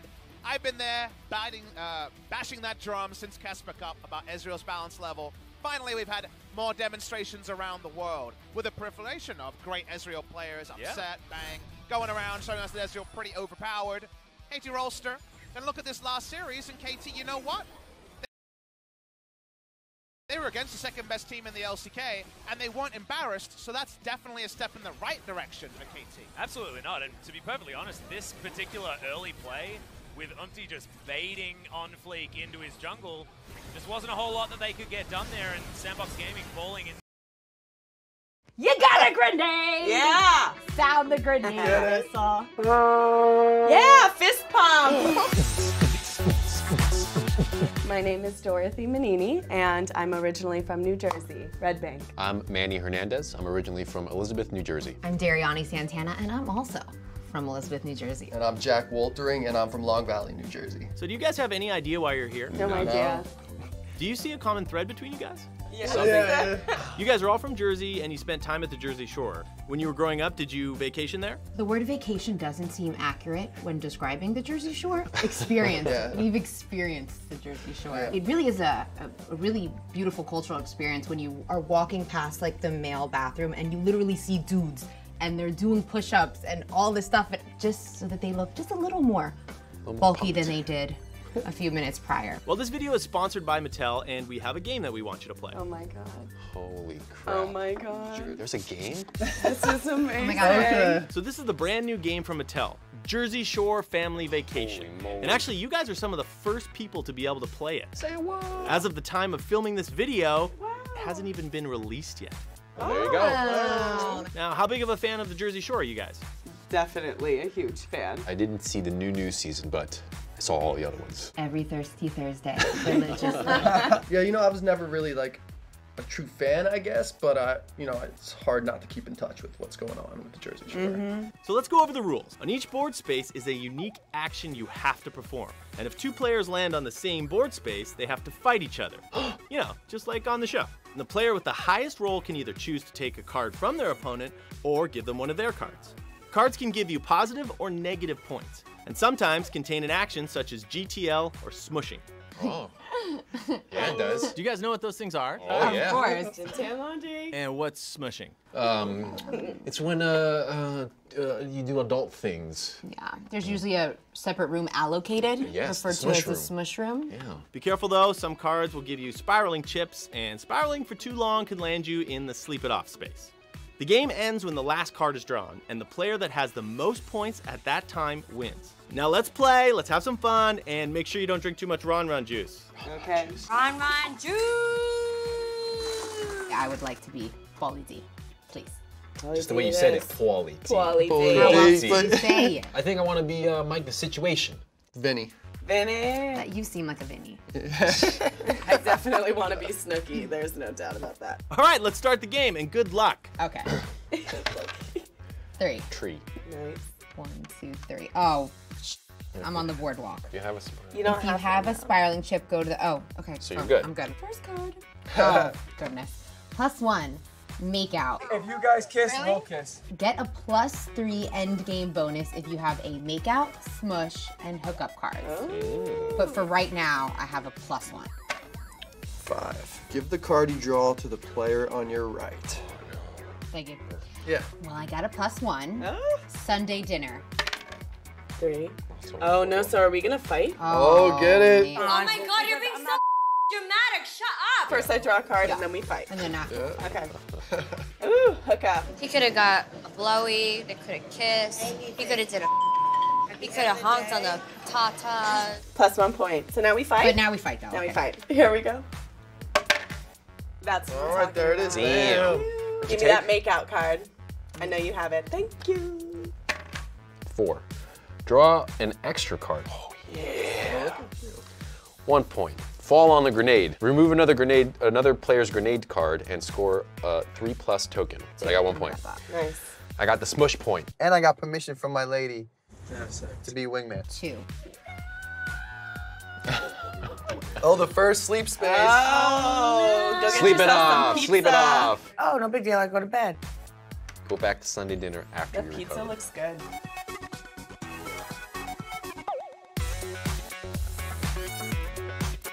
So, my little nap is over. I got keto Guido!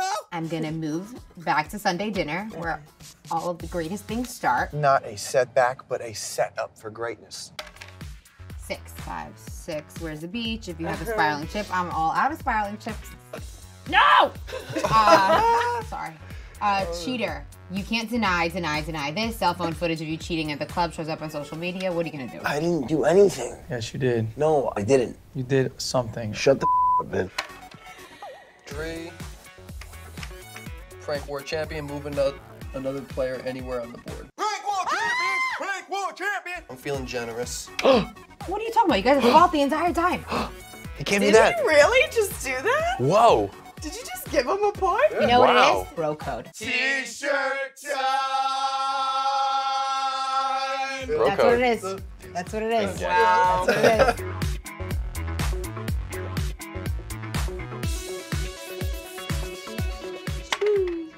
Five. 1, 2, 3, 4, 5.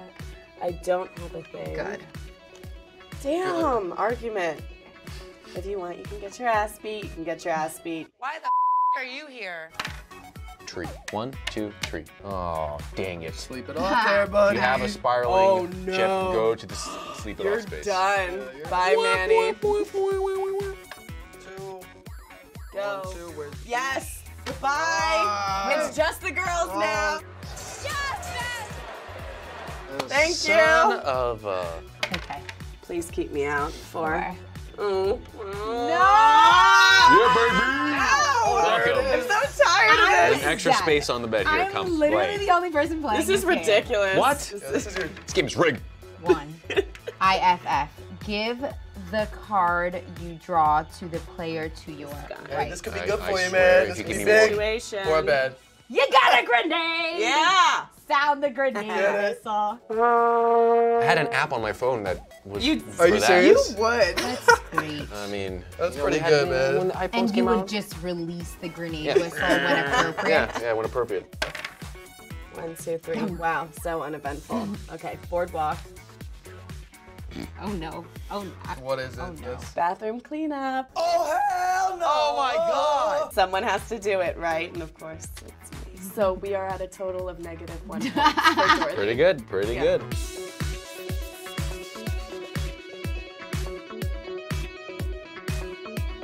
All right, I'm finally out from sleeping. Damn it. Take an extra turn. That's a good one. Yeah. Ooh, we're running low on cards. Got that tan, baby. Oh, I see you. I'm coming for As that. the whitest guy here. I'm like a Guido robot. Gym Tang Laundry. Gym Tang Laundry. 1, 2, 3, 4, 5, 6. Oh, son of a bitch. And I take this card that was left behind by some. That was me. Thanks. Come classy, leave trashy. Hey! The degenerates are here! You're welcome. My motto. 5. Yeah, fist pump. That's what I'm talking the first about. fist Beat pump up of the that game. beat. That is a Fist bump. Do you guys know what beating up the beat? Do you guys remember where that is? Beating up the beat. They would like start the floor. Oh, yeah, Like, from the floor. and it was, Oh, like, yeah. progress. No, I do remember that. My whole family used to do that all the man. time. Okay. Well, guys, I am going I didn't really to mean it. Sunday dinner, and I am gonna. This is the last card, it looks like. 1. Take an extra turn, which I don't know how I'm gonna do because this is the last Oh, card. damn. Oh my god. You got 3 Von Juice. I got 3. Oh my god. That could make this game work. Oh, I'm stressed. But wait. Oh, you wait. go to sleep. It's over, though, anyway. Yeah, so it doesn't matter. you just. Oh, sleep that's it? I thought I lost points. I What's up? definitely She won. didn't win. 1. But I do 2, get a plus 3. 4, 5, 11. 6, 8, 6. I have 3. 1, 2, Damn. 3, 4, Hey, So but I six, I I got beat so you. many negative What do you points. I have 6. Oh, you beat me, too. I beat both of you? Yeah. So we were first and Wow. second? So let's congratulate our winner, Dariani. Yes. Thanks, guys. Thank you. It really Very was. well. Good stuff. Well, I definitely never thought I would be playing a game about the Jersey Shore. But do I think this game is a perfect representation of it? Yes. Again, I didn't think you can make a game out of the Jersey Shore. It was very much walking down memory lane. You remembered, GTL and all of these, and what a grenade obviously would be a negative point. So if you've ever watched a show and enjoyed it, you should definitely play this game. Hey guys, Derek here, and I produced this episode. We want to thank Mattel so much for supporting FBE, and we also want to thank you guys for watching. Now, if you were playing the game, which character would you play as? Let us know in the comments below. See ya!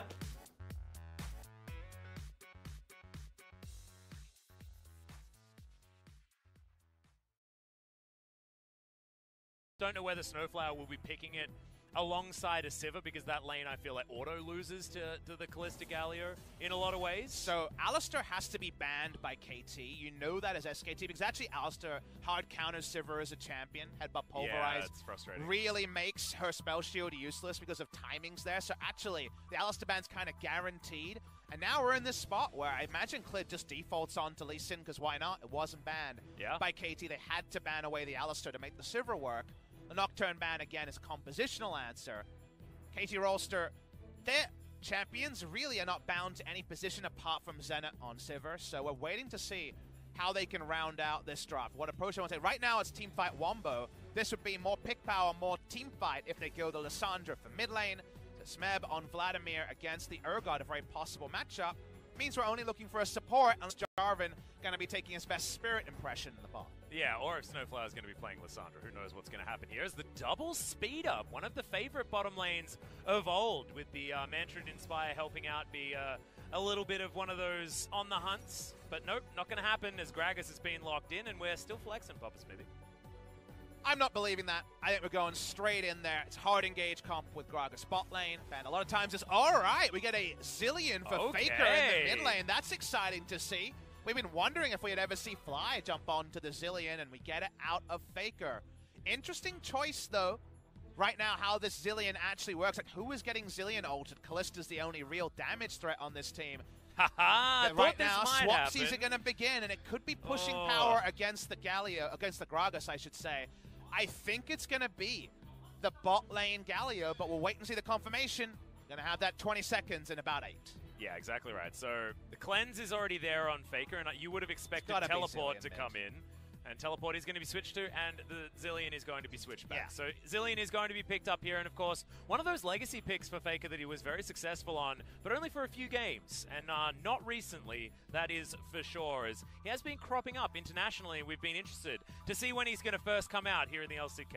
My read on the SKT draft is very early to mid-game spiking, 2 items spiking comp, where you just go in with Reckless Abandon and 2-item Kalista kind of decides the story. However, you look on the side of KT and you say, Sivir, Vladimir, I don't even need to see the other 3 champions. You guys are going to win late game, so very much going to be about roaming with Zilean and kind of doing an impression of what we thought we'd get out of the Aurelion Soul 2 games in a row from Gen G. I think this needs to be hitting the Rift hard and fast and maybe even loose to try to get out there. You're very able to turret dive when Zilean can just revive you, and any turret dive is worth taking. Exactly. Plus, Clid's going to be able to get to level 6 much faster, because what else does Zilean do? He randomly gives you jungle a whole bunch of experience. So he's going to be able to get a few of those procs to try and get himself around a nerfed jungle experience a little bit better. I'll take your word for it. I'm not a big fan of the jungler showing himself in mid, but let's hear the fan chants. First telecom war in this park.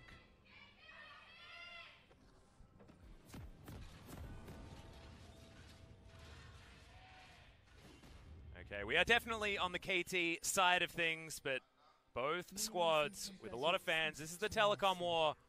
See who's going to be able to take game number 1. Observer shows off. Hail of Blades Kalista. Looking for trades. Very much a trading keystone.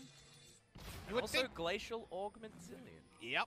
That one means we're going to probably see a GLP out of Faker. Maybe Twin Shadows. You're very annoying. I'm actually a big fan of the Glacial Augment on champions like Zilean. Because remember, Zilean has the world's most annoying AoE stun, but otherwise, you know, he's speeding up, and he can't always use his E for a slow. Having those extra CCs all over the place can actually be super valuable. So this seems like a Faker special that he's showing off. No cleanse in the mid lane, though, so there is going to be some spots where when the CC starts, it may never end, and there's not always the guarantee the ult will be in, as Snowflower just defending Umpty on his ward clear. Yep, going to make sure that this first clear is as easy as possible. Throws in a flag here as Commando Jarvan.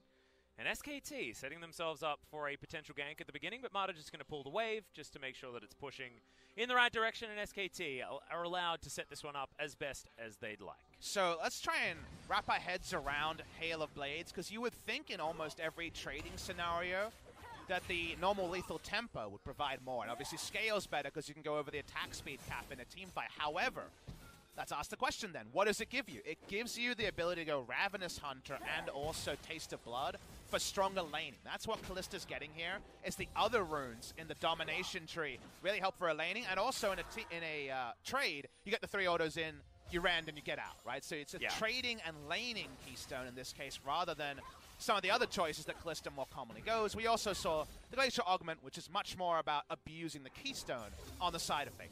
Yep. And especially it's a little bit different when you're, you know, Kalista as well, because attack speed means a whole bunch of different things, especially mobility as well. So having that burst of mobility for the first few autos is actually something that Teddy will be able to utilize very well with the Hail of Blades. Yeah, nice point there, more jumps. Yeah. In the early game than you would usually expect. The flat attack speed being over 100% at level 1 onwards. Pretty crazy. He's going for a turret dive. Yeah, Klid's going to come down here as Zenit's going to get taunted. That's the Winds of War, and that's the Lee Sin grabbing First Blood. We have started very early in this telecom war. Before 3 minutes, First Blood going over to Klid. And you're going to be oh so sure to pull off those turret dives. He was deaded really quick. Oh, yeah. But the teleport does relieve a lot of pressure from it, so the only thing you really claim here is the gold onto Klid. Well, actually, that could actually be a huge deal, as Marta's going to go down very, very low, as we see in this replay. This is really well calculated, because remember, turret die is less forgiving on the 2019 patch. Turrets now do ultra damage. It is a set piece play, it is well enacted, but when it comes to getting a CS lead or turret play, it's too early to yield anything like that.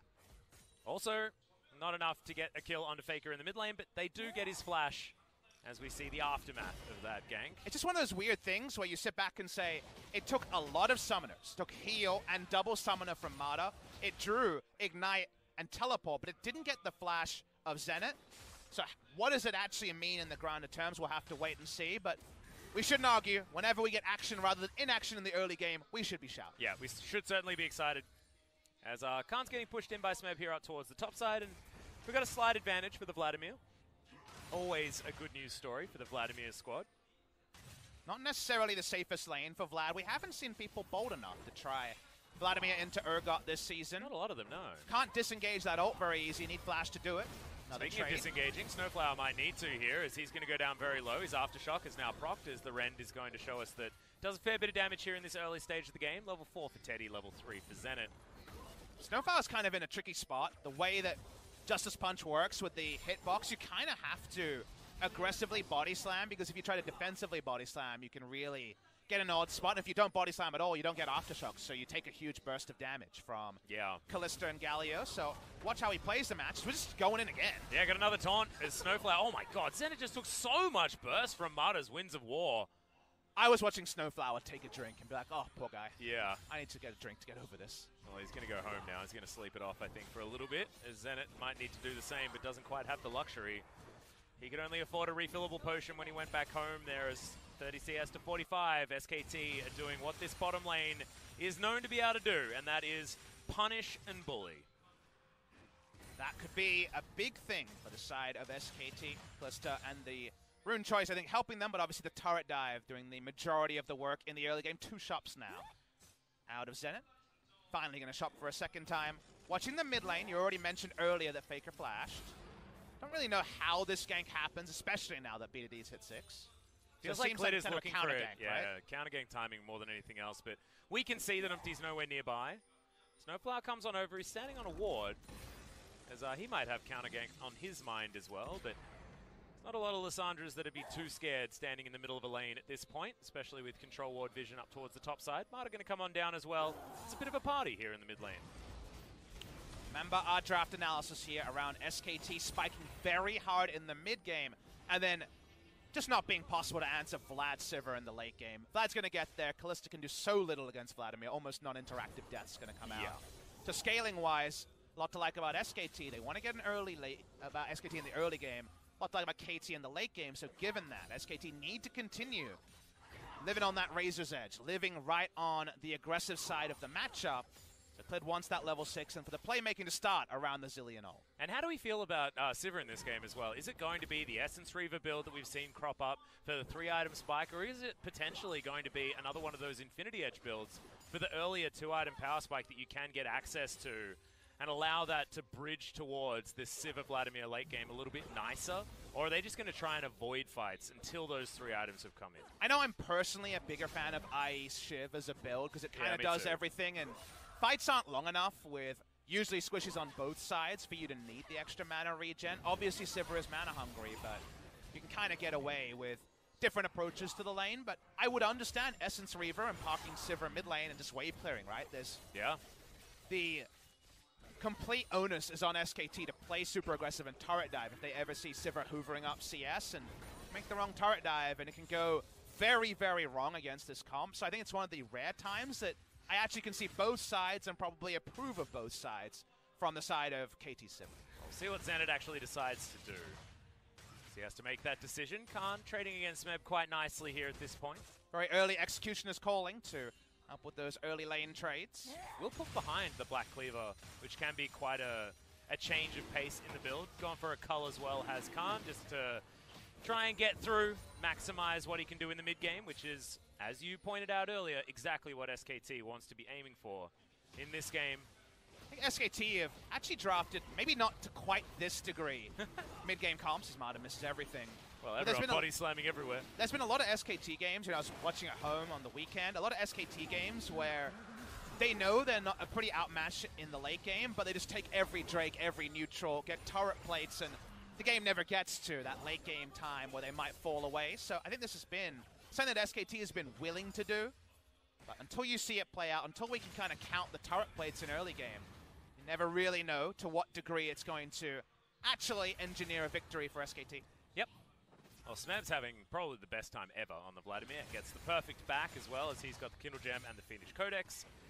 So he's just going to be in all of the cooldown reduction heaven that he'd like to be. Has the wave shoved towards him here, as Khan has the opportunity of going back home. Doesn't have teleport, of course, because he switched to the Ignite.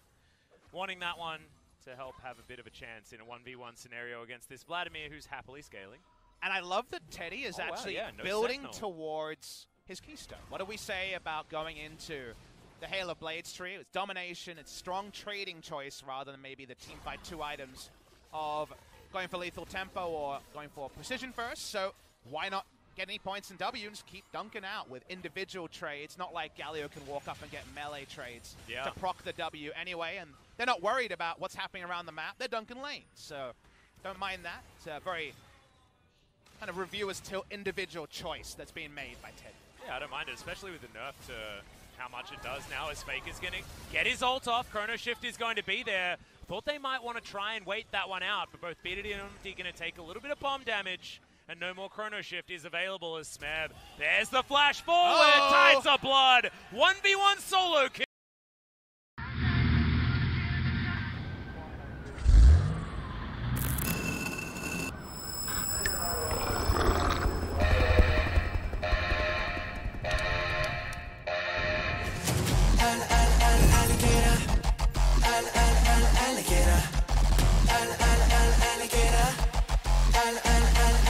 딱히 이유가 없는데 끌릴 때 그게 제일 위험해 자꾸 내 호기심을 자극해 Like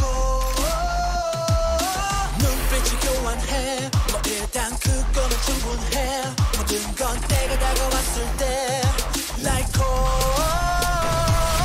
Falling down 우리 아득한 저 끝에서 점점 빠져 빙굴게 될 테니까 나의 늪으로 나 끌어당겨 너는 날 너의 늪으로 나 끌어당겨 모든 게 난 물속에 잠긴 것처럼 헤어날 수 없이 벌써 빠져버린 느낌 나의 늪으로 나 끌어당겨 너는 날 너의 늪으로 나 끌어당겨 이 모든 게 내 뜻대로 다 이루어져 작정하면 절대 놓지 않아 Alligator Alligator Alligator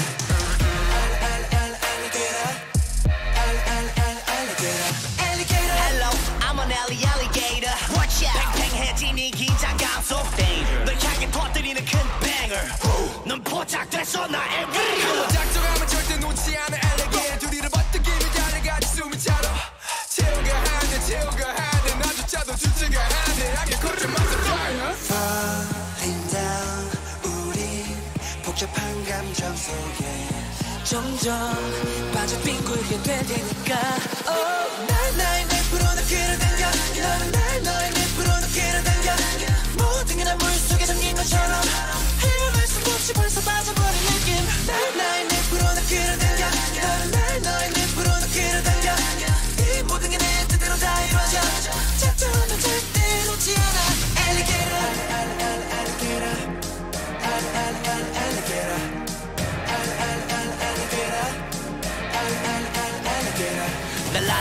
우리의 나라 저문아마 우리나라 바람 따라 왔다 갔다 하지 않아 그게 나라 하고란 존재란 고요한 강렬한 시간에 너를 따라갈 준비가 났어 날 나의 100%는 끌어당겨 날 나의 100%는 끌어당겨 모든 게 난 물속에 잠긴 것처럼 헤어날 수 없이 벌써 빠져버린 느낌 날 나의 100%는 끌어당겨 날 나의 100%는 끌어당겨 이 모든 게 내 뜻대로 다 이루어져 작정하면 절대 놓지 않아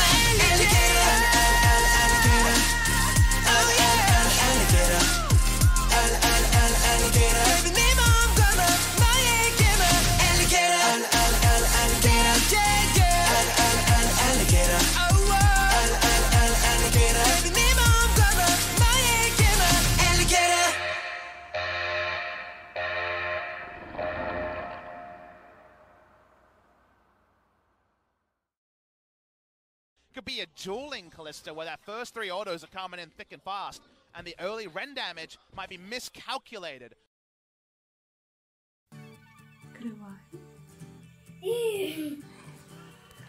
Это то, что...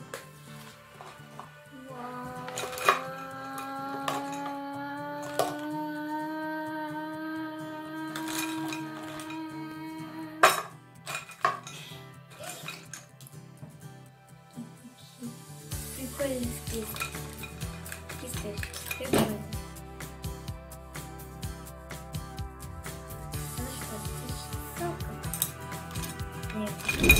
Всем привет! Вы на канале Супер Лиза!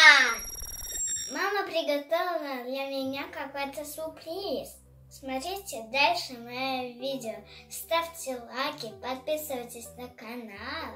Нажимайте на колокольчик, чтобы не пропустить мое видео. Всем приятного просмотра. Смотри, здесь есть часть флуоресцентных красок, вот которые сильно яркие, это флуоресцентные краски. А есть еще перламутровые краски. Сейчас мы их найдем. Здесь большая-большая куча у нас красивых, ярких. Вот это перламутровая краска будет. Смотри, здесь есть блестки. Где они у нас? Сейчас я достану. Да, покажи. Вот какие, покажи, красивенькие. Суперские блестки. Вот так они у нас переливаются. Кисточка. Очень красиво. Самая маленькая кисточка, она мне нравится. Нравится? А вот Ну, самая супер. большая. Я рада, что тебе все нравится. Класс. Смотри, фломастеры, какие блестки у тебя суперские. Да? А вот золотые. Глянь, как тебе золотые? Это не золотые, а желтые. Вот золотые. Золотые. Вот золотые. А ну покажи. А, да, точно, ты права. А, мне кажется, вот эти как зеленые, а эти желтые даже. А золотые так сзади. Так что... это что? Так вот, почему я тебя здесь позвала сюда сегодня? Чтобы красить вот это? Да, ты давно хотела такую штуку, и давай сейчас мы покажем, что это за штука. Здесь написано «разукраш». Да, давай, я убрала краски, давай доставай и показывай, что у тебя там. О! Давай. Это никак не достанет. Помощь нужна? Давай. Тяни. Тяни, тяни. Ура! Вау. Так вот, это клеенка на стол. Раскрашивать будешь сама. Классно? Я хочу начать вот это. Смотри. В конце, потому что она самая красивая. Смотри, здесь есть клеенка, морская клеенка. Давай мы, наверное, по очереди сейчас все покажем, да? Каждую. Давай? Да. Большая. Да, это здесь, вот Это первая клеенка. Посмотри. Это морская в морском стиле. Ага. Кто здесь? Покажи. Дельфин. Вот рыба-еж. Рыба-еж, да. Рак. Они такие милые все, вообще класс. Дельфинчик. Дельфинчик. Акула. Акула. Скат, наверное. А мне кажется, это какой-то. Так вот, расскажи, что это такое? Это подводный мир. Это клеенка. Сама ты будешь ее раскрашивать, и у тебя будет она индивидуальная. Ни у кого такой не будет, представляешь? И мы будем ее раскрашивать флуоресцентными красками, блестками, фломастером, вообще всем, чем захочешь. Круто? Я люблю подводный мир. Там так Подводный классно, там так он очень красивый. Ну, у нас есть 3 вида этих клеенок. Это морская тема. Животные и морские. Да, давай мы покажем. Вот морскую мы показали, она прям огромная вообще. Мне смотрите. она больше всех нравится. Огромная клеенка вообще. Мы будем по-своему разыгрывать. По-своему, конечно. У нас будет индивидуально, ни у кого такой вообще не будет. Круто, да? Ну, давай теперь следующую покажем. Машинки покажем или про зверюшек? Давай про машинки. Машинки. Ну давай. А это у нас уже клеенка с машинками. Чик-чик-чик-чик-чик. Вот, чик-чик. Плоскогубцы, да? Да, это такой Стоп, машина. знак. Какой знак? Покажи. Вот этот. Да, вот такая у нас клеенка с машинами, ребята, красивая, правда? Это что за знак? Очень красивая. Тебе нравится с машинками? Кто у нас тут есть? Вот она вот такая. Крутая. Можно ноги хоть? Классно, правда? Очень красивая. Можно раскрашивать вообще как угодно, как тебе захочется. Красивые машинки уже есть, которые раскрашены. Ну что, открываем третью? Да. Смотрите, как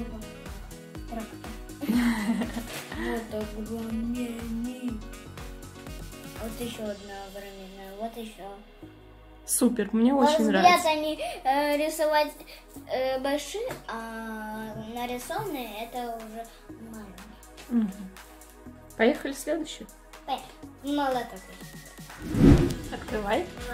А есть такой мультик, который вот такие... Обезьянка такая. Обезьянки такие маленькие и одна большая, да? Да. Вы знаете, какой мультик? Напишите в комментариях. Да, точно.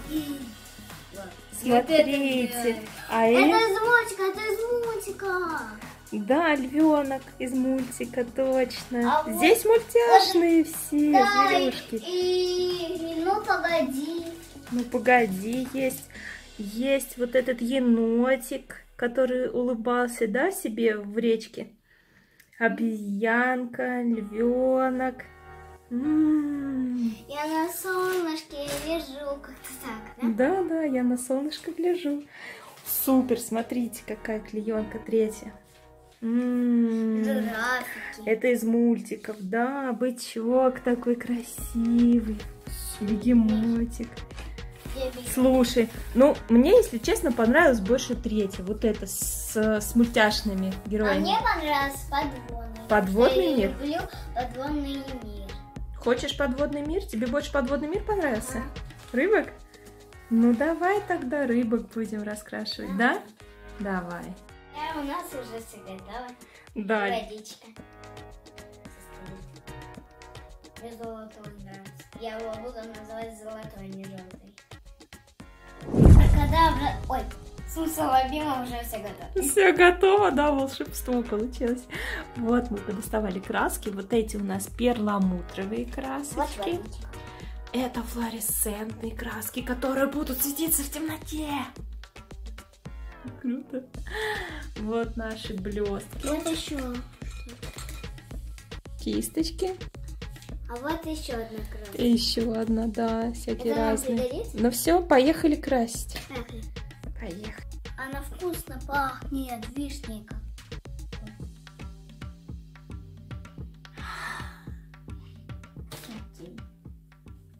Какой хочешь? Такого. А? Я уже так же. Вот это? Ну давай. Какими цветами будешь? Себе поближе подставь, какие цвета ты выберешь.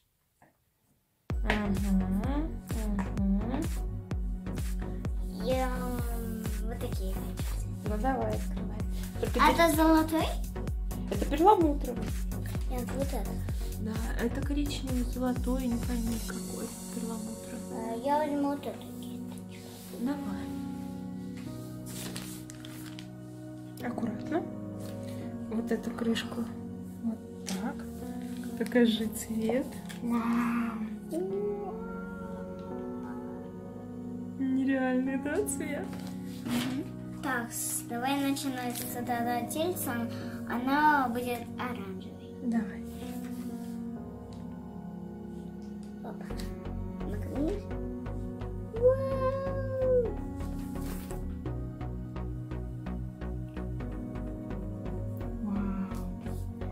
Прикинь, она у тебя, эта рыба, еще и будет в темноте светиться. Ну а что, классно же?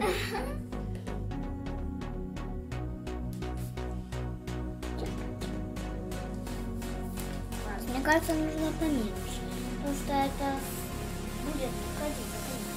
Ну, аккуратненько делай. Там у тебя есть разные кисточки, поменьше, потолще. Возьму поменьше. Сделано. Сделали, да. Покажи, как ты сделал. Вау. Молодец, классно. А красный есть? Это против. У нас есть, смотри, либо перламутровый красный, либо вот такой крутой розовый. Я предлагаю розовый. Тебе нравится? Давай. Давай. Нереальный, да? Очень крутой.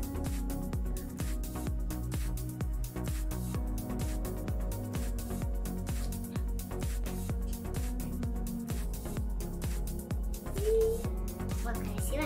Красиво у тебя. Гламурная такая рыба получилась. Очень круто. Теперь Тамара. Смотри, я предлагаю посыпать блестками. Давай посыпем губы ее. Давай на розовые губы ей, например, вот эти вот розовые блестки. Мне кажется, вот эти. Мне было что-то. Давай? Мне кажется, круто будет. Давай.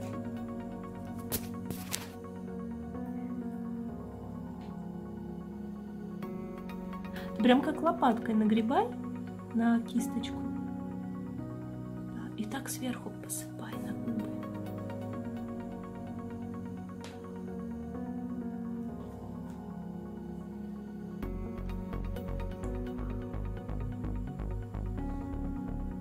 Теперь на пузико посыпем вот такой золотой. Как считаешь? Вот все есть. Ну давай, сыпь. Аккуратненько только. Сюда? Да, на пузико, на оранжевый, чтобы оно блестело красиво.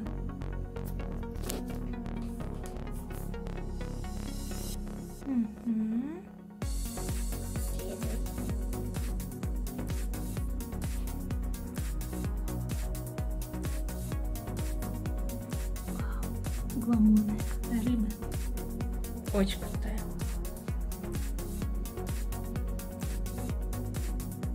Давай к следующему. Какой цвет будет? И фиолетовый. И фиолетовый. Фиолетовый это перламутровый. Давай. Вау. Супер, мне нравится. Красиво. Вижу. Только есть не надо, да?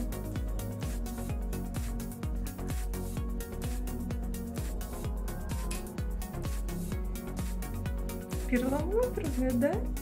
Очень красиво.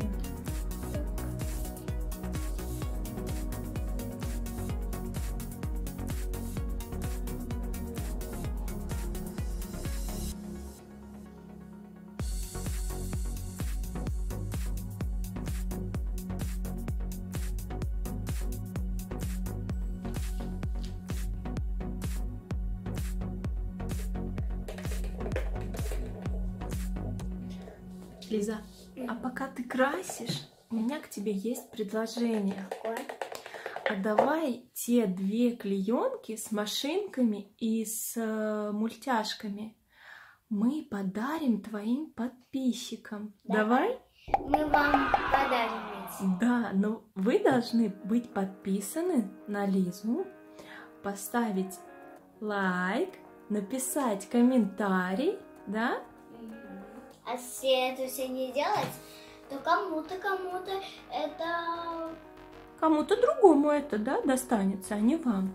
Поэтому спешите, нужно подписаться, поставить лайк, написать комментарий, и через 2 недели мы подарим кому-то 2 клееночки, да? Да. И будут у вас такие же крутые клеенки, как у Лизы, индивидуальные. Вы будете их раскрашивать, как захотите. Можно такие краски? Можно даже флуоресцентными красками, да, будут светиться в темноте. Мы сейчас докрасим нашу рыбку и покажем вам, как она у нас будет светиться, да, Лиза? Желтым и зеленым это будет вот эти штучки. Еще нам пригодится Помни. вот такой оранжевый. Так, а сейчас что берешь? Какой цвет? Такие.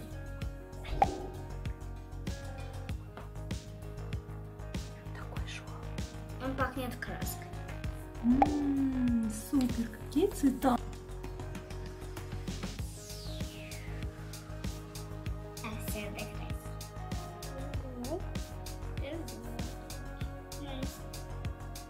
А желтым что будешь красить? Только аккуратно рукой, чтобы руку не накрасить. Покажи, что у тебя получилось. Покажи. Очень крутая рыба получается. Какие тебе еще цвета нужны? Теперь мне нужен... Давай, тебе уже все руки тоже покажи. Краска. Вот здесь это еще зелененький. Хотя нет, это не... Слушай, у нас такая яркая рыба получается, даже ярче, чем вот эти вот, которые раскрашены уже были. Вообще крутая рыбища. Мне очень нравится. Класс. А желтым что будешь красить? Желтым вот эти. Давай. Вот, готово. Сейчас Последний глаз. штрих давай. Только аккуратненько. И будет рыба светиться. Давайте выключать свет. Давай. Смотрите, как она светится. Да, выключили свет.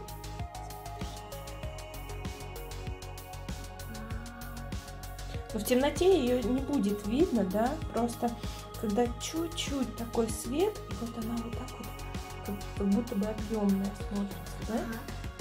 Мне нравится. Тебе нравится? Очень красивая рыбка. Очень крутая. Давай еще фломастерами попробуем какую-нибудь одну рыбку. Давай? Вот это маленькая. Давай. А эту рыбку мы раскрасили фломастерами. Тоже очень красиво и ярко смотрится. Классно. Ну что, тебе понравился сегодняшний сюрприз? Да! Скажи, это классно сидеть вечером с семьей, у кого есть братик, сестричка, мама, папа, дедушка, друзья. Всех собрать вечером, сидеть, раскрашивать этих рыбок всяких разных, машинки. У кого что попадется, это же классно, правда? Весело. Да, тебе понравилось? Очень-очень-очень. Ну, круто. Ну что, пойдем звать папу и будем все вместе раскрашивать, да? Папа, у нас получилось. Да, это мы неделю красили, да? И еще даже... А вот первая рыбка. Вот наша первая рыбка, да. Я сейчас недавно вот этого чудика раскрасила. Это я раскрасила. Да. Вот так вот. Мы уже неделю целую красим. И еще даже половину не накрасили. Такие у нас черепашка, смотрите, какая классная. Рыбка вот такая. Вот такой крабик. Дельфинчик.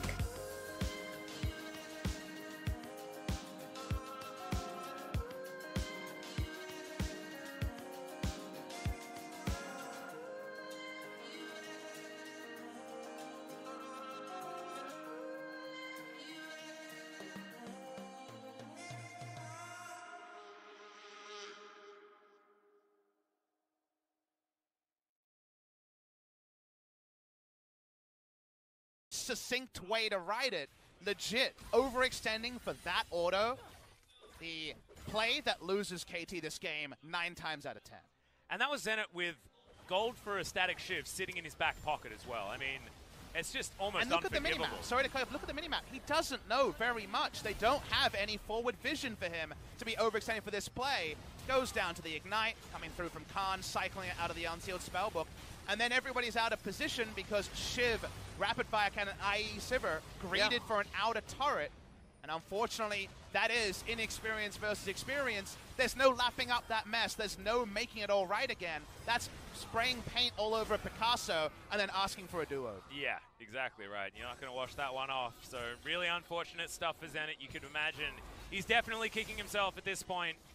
This replay is going to continue picture in picture. Goes for a pick onto Zillion, I guess, with ultimate up, and then dies to the Urgot TP. So that's not a rookie mistake. That's a, unfortunately, brazen mistake coming through from Umti.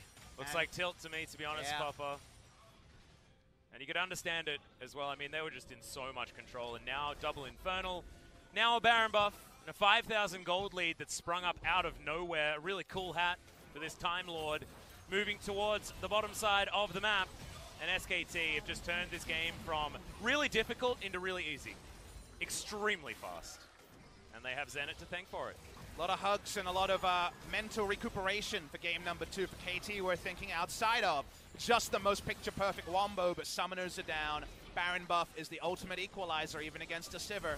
They continue the pressure in bot lane as Urgot brings up the minion wave in mid. Yep.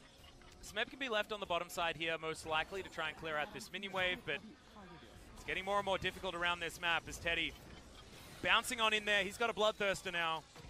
Overshields galore for this Kalista, who's looking way tankier than he deserves to be at this stage of the game. It wasn't a scenario that KT should have been able to be put in, but thankfully for SKT, there was one mistake and they capitalized about as much as you possibly can. Onto it, Marta does have flash, so that taunt needs to be respected. And they're just going to break open the base slowly but surely. And this game went from easy to very, very, very, very hard for KT in an instant. But can Umti actually make something happen? On the Hunt has been popped as Fate's Call is going to be in. KT looking just to wait it out. Is the Galio going to move forward? And SKT take 2 inhibitors, and there's no counter. And as a counterpoint to the moment of madness from Zenit in the mid lane, consider that play where the SKT cool head said, what are we fighting for? They could have re-engaged. They got flashes and everything up. Yeah. They had the Fate's Call, and then they're like, wait, we got double inhibitor. There's nothing to fight for here. We can just back away, get a shop, and be fine. And that is the sort of cool head that was lost from KT. And to me, the most criminal thing for KT is the VOD review of this game is pretty useless. You pause and say, hey, are you going to do that next time? No, we'll say Zenit. And then there's really no other analysis to it, right? It's just a clear case of you don't know where the enemy are. You don't know. You're not getting a massive game-winning lead from killing this outer mid lane turret. Everything else is going fine, and you have scaling advantage. I actually think it's worse than that, Papa. He knew where his enemy was, and he knew that he was in threat range from them, and still went for it. And I mean, you want teaching moments when you're 2-6, but not a lot of teaching moments. Just a the teaching moment is don't do that ever again. He knows that, but I'm sure he will need a bit of time to compose himself. Will Zenit coming into future games? We'll see if Gango finally gets a return to the roster. SKT pushes up. They'll get their last inner turret of the game. Smeb thinking about going for some sort of flank, but vision is available there for SKT, of course. It's pretty comfortable at this stage of the game. The ability to just shove these waves in. The super creeps will do the rest. And SKT, not a lot of onus on them to perform at this stage with everything that they've had available to them. Baron up again in a minute and a half, but 40 seconds is going to be the Elder Drake, and with 3 dragons stacked up and a couple of them being Infernals, they probably want to get a whole bunch of stats before they finish this game off. And the most that KT can hope is they get a 5v5 with no asterisk, where they get to run and use the Hemo Plague and try to take the compositional lead, the scaling lead, as we talked about. Problem is, SKT have played against a lot of these comps and has taken the objectives like 2 inhibitors and never make it an honest 5v5. You don't need to. You can play the map here and minimize the chance of KT ever getting a wombo. Vladimir walking through mid lane. This is 3v4. They're trying something. Fate's call. They're looking for Zenit, but it's a great spell shield once again. Umti going to put his whole team in the Cataclysm and is taken out for it, but Zenit is free hitting on the backside. There's the flash forward from Smeb as Faker goes into the Chrono Shift. Teddy can't re-enter the fight, and now Khan has to be the protector of this squad. Smeb goes golden. Zenit still in the back line. He gets exhausted here from the Urgot, but he has to disdain to get himself out. Faker, can he actually do enough to help this fight as Marta wants to be the hero? Not going to land the taunt though, and KT, they may have found the team fight. The Frozen Thralls are in, and Faker's going to grab that first kill. Now Khan with the Purge. The shield is there. One more crit, and Zenit will get rid of this guy as Kallista's top side. In fact, Teddy's given up on this fight completely, and somehow that looked like it was going to be a KT win, but SKT come out ahead. Teddy noped out of it early. You see that they need the minions to actually force a defense out of KT. We talked about the team comps for a reason. This is the price you pay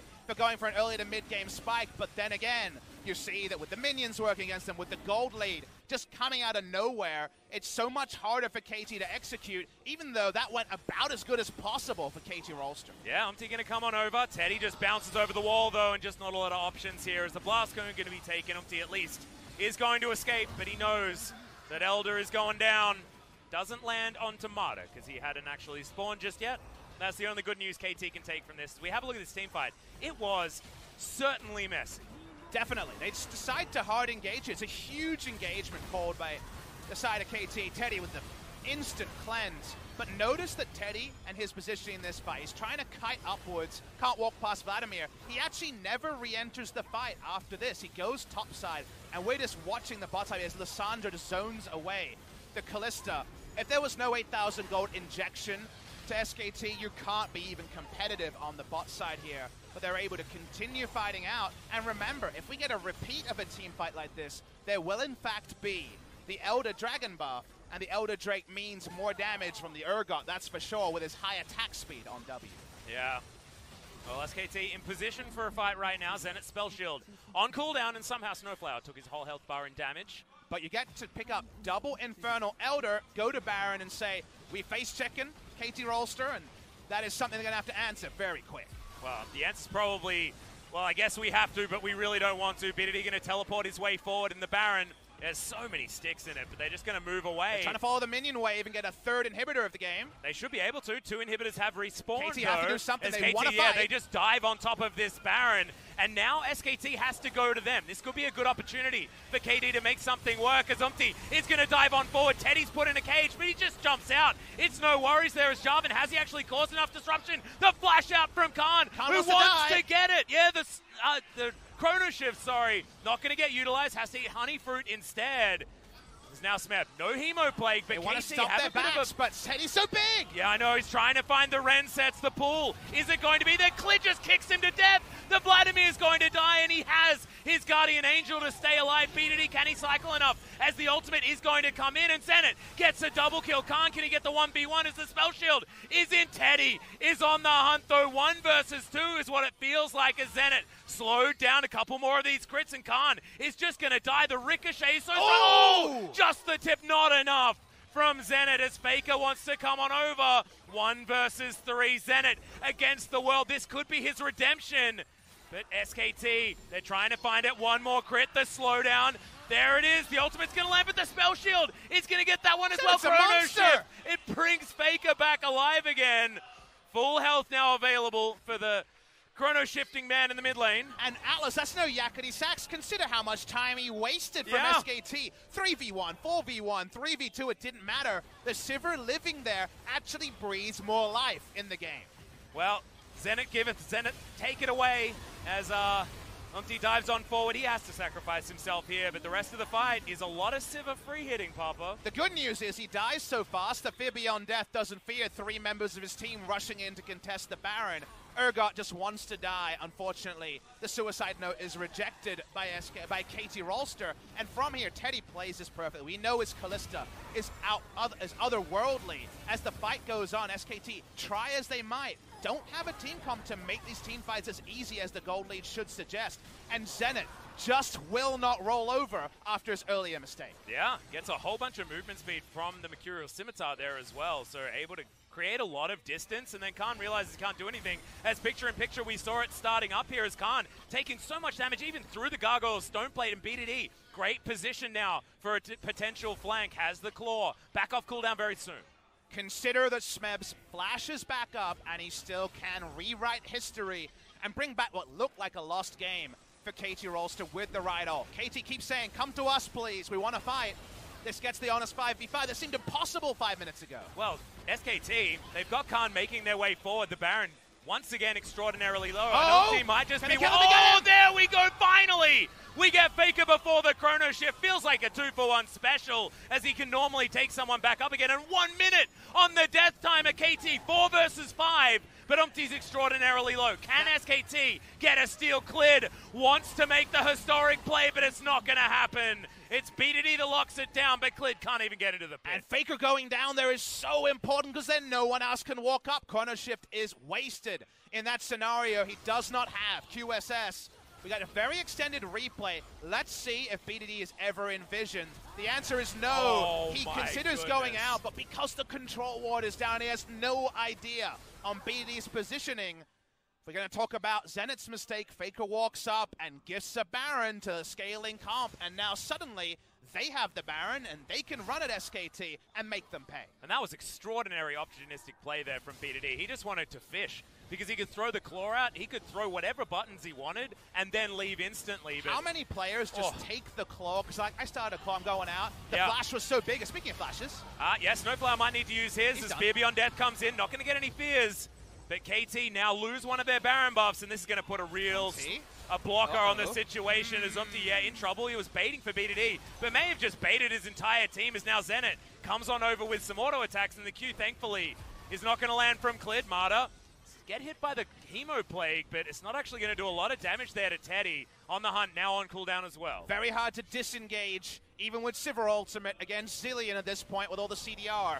You are going to be hyper speed for days. BDD in his flank spot again as the base being taken down by SKT minions. Yep, there's another Elder Drake that's going to get spawned as well, and this will be second for SKT. Might be way more difficult for KT to actually get over the top.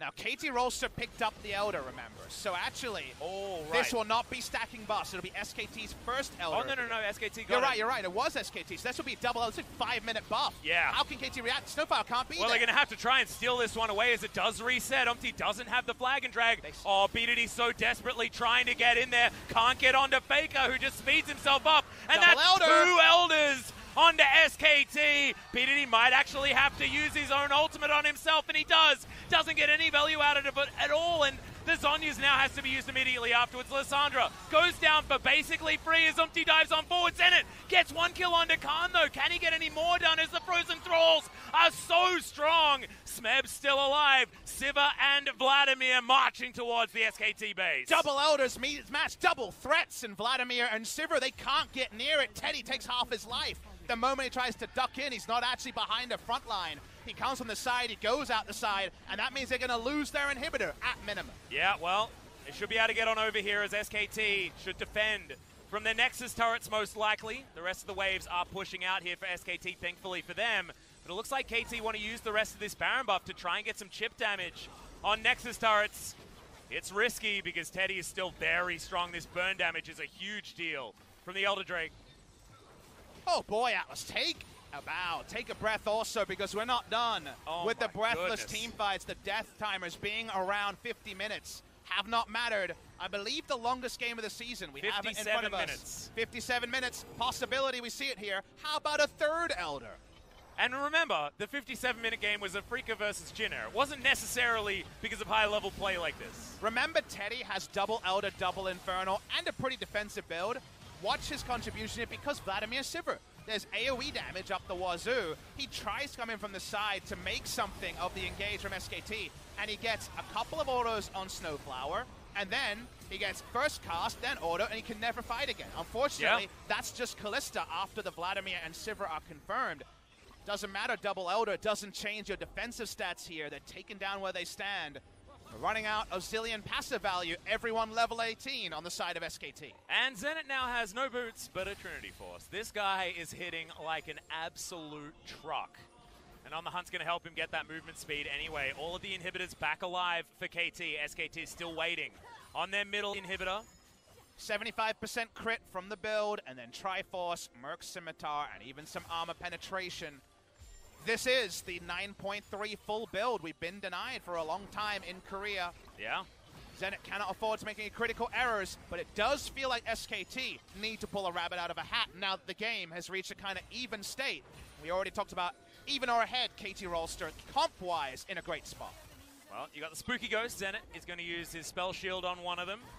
We've got 2 Guardian Angels available here for SKT. We've got none up for KT Rolster, which could actually be a huge deal, meaning that we've got 3 extra lives for SKT. A lot of deaths need to come in before they're actually going to be wiped off the Rift.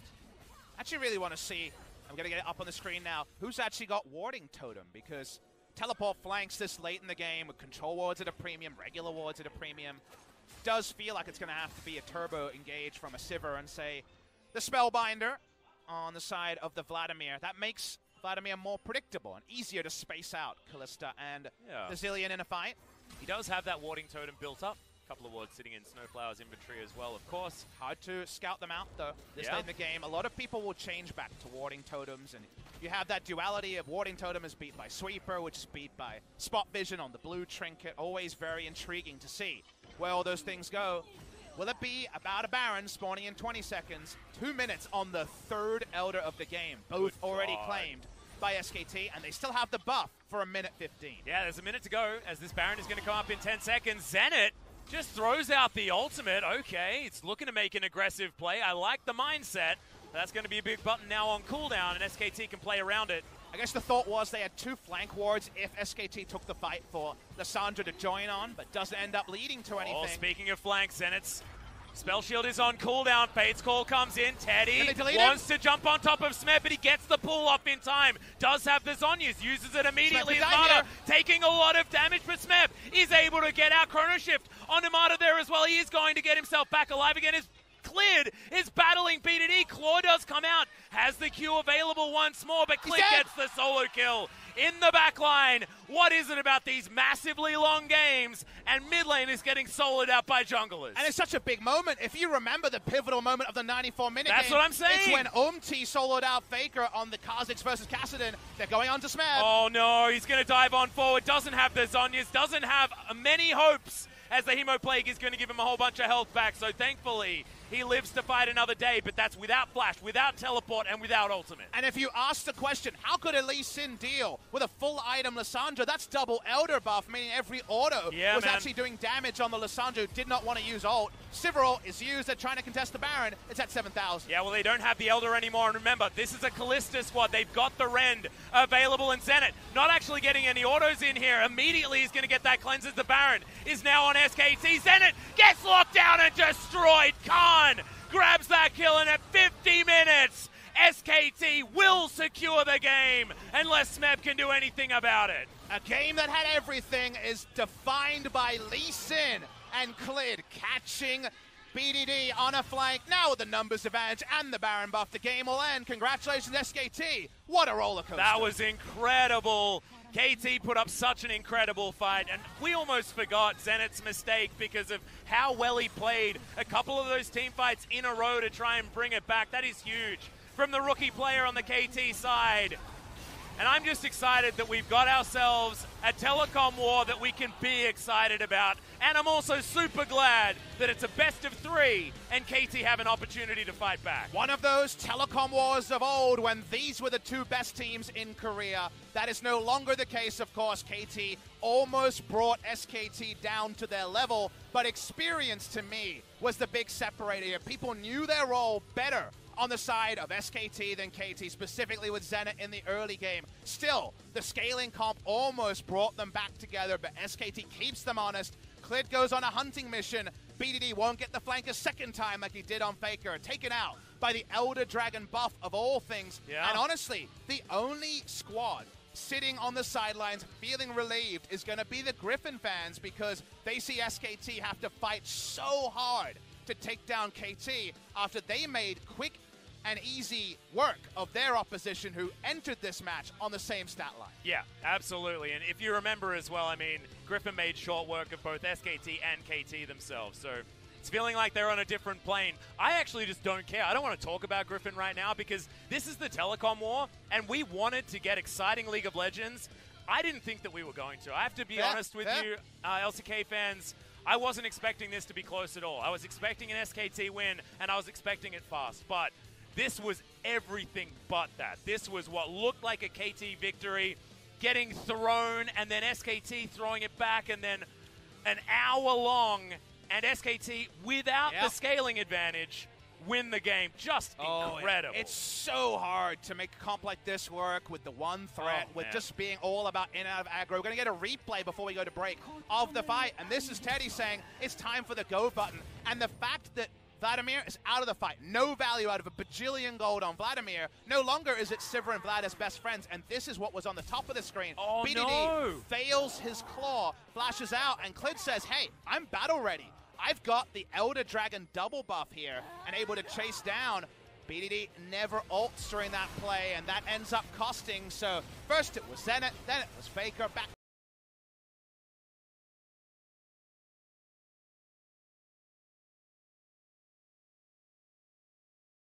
He looked like there was almost tears in the eyes because he knew that largely because he wasn't there for one of his incredible flanks that he got throughout the rest of the game.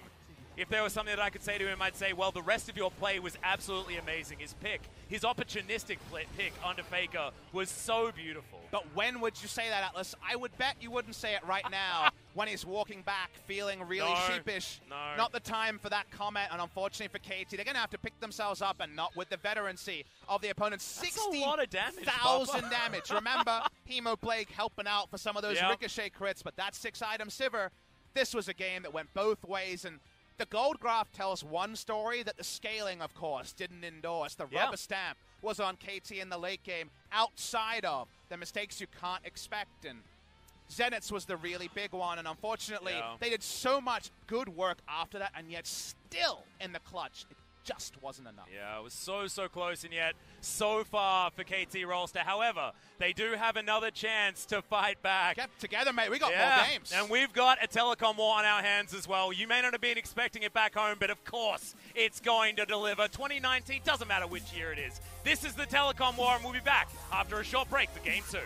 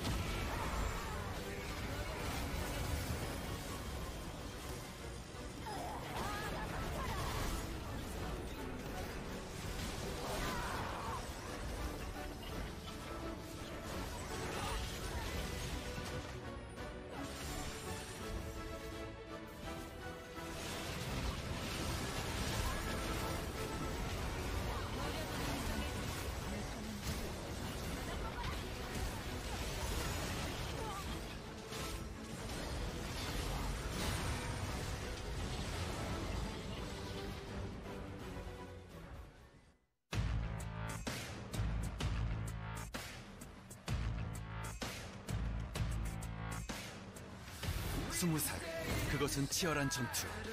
우리를 억압하는 모든 것으로부터 우리 자신을 지켜낼 뜨거운 혈투.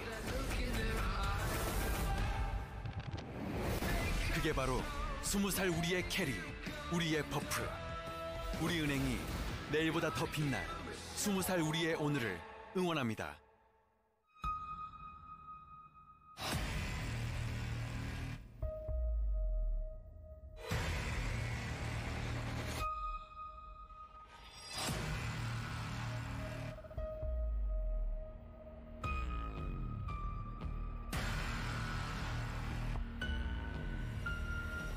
This is for those who dare to stand up. For those who dare to make a difference. Get ready for battle and join the Republic of Gamers.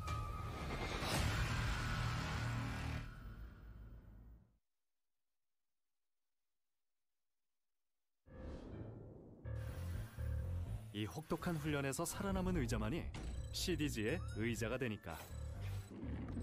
때론 지나친 고집이 정말 좋은 것을 만드니까 의자가 인생을 바꾼다. CDG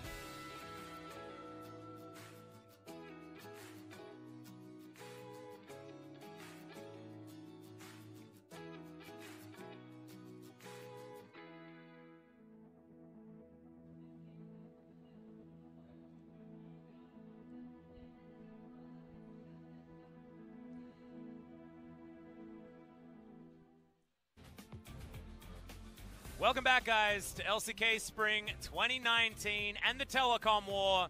Game number 1 was exactly what we wanted, even if it wasn't necessarily what we expected out of the Telecom War. Always a joy to watch, and over 50 minutes.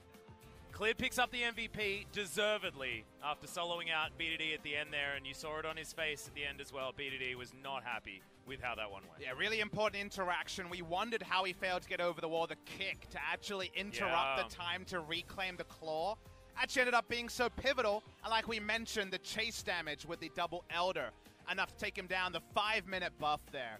That amount of time is so insane. 6-minute respawn timer on the Drakes, on the Elders, and also on the Baron.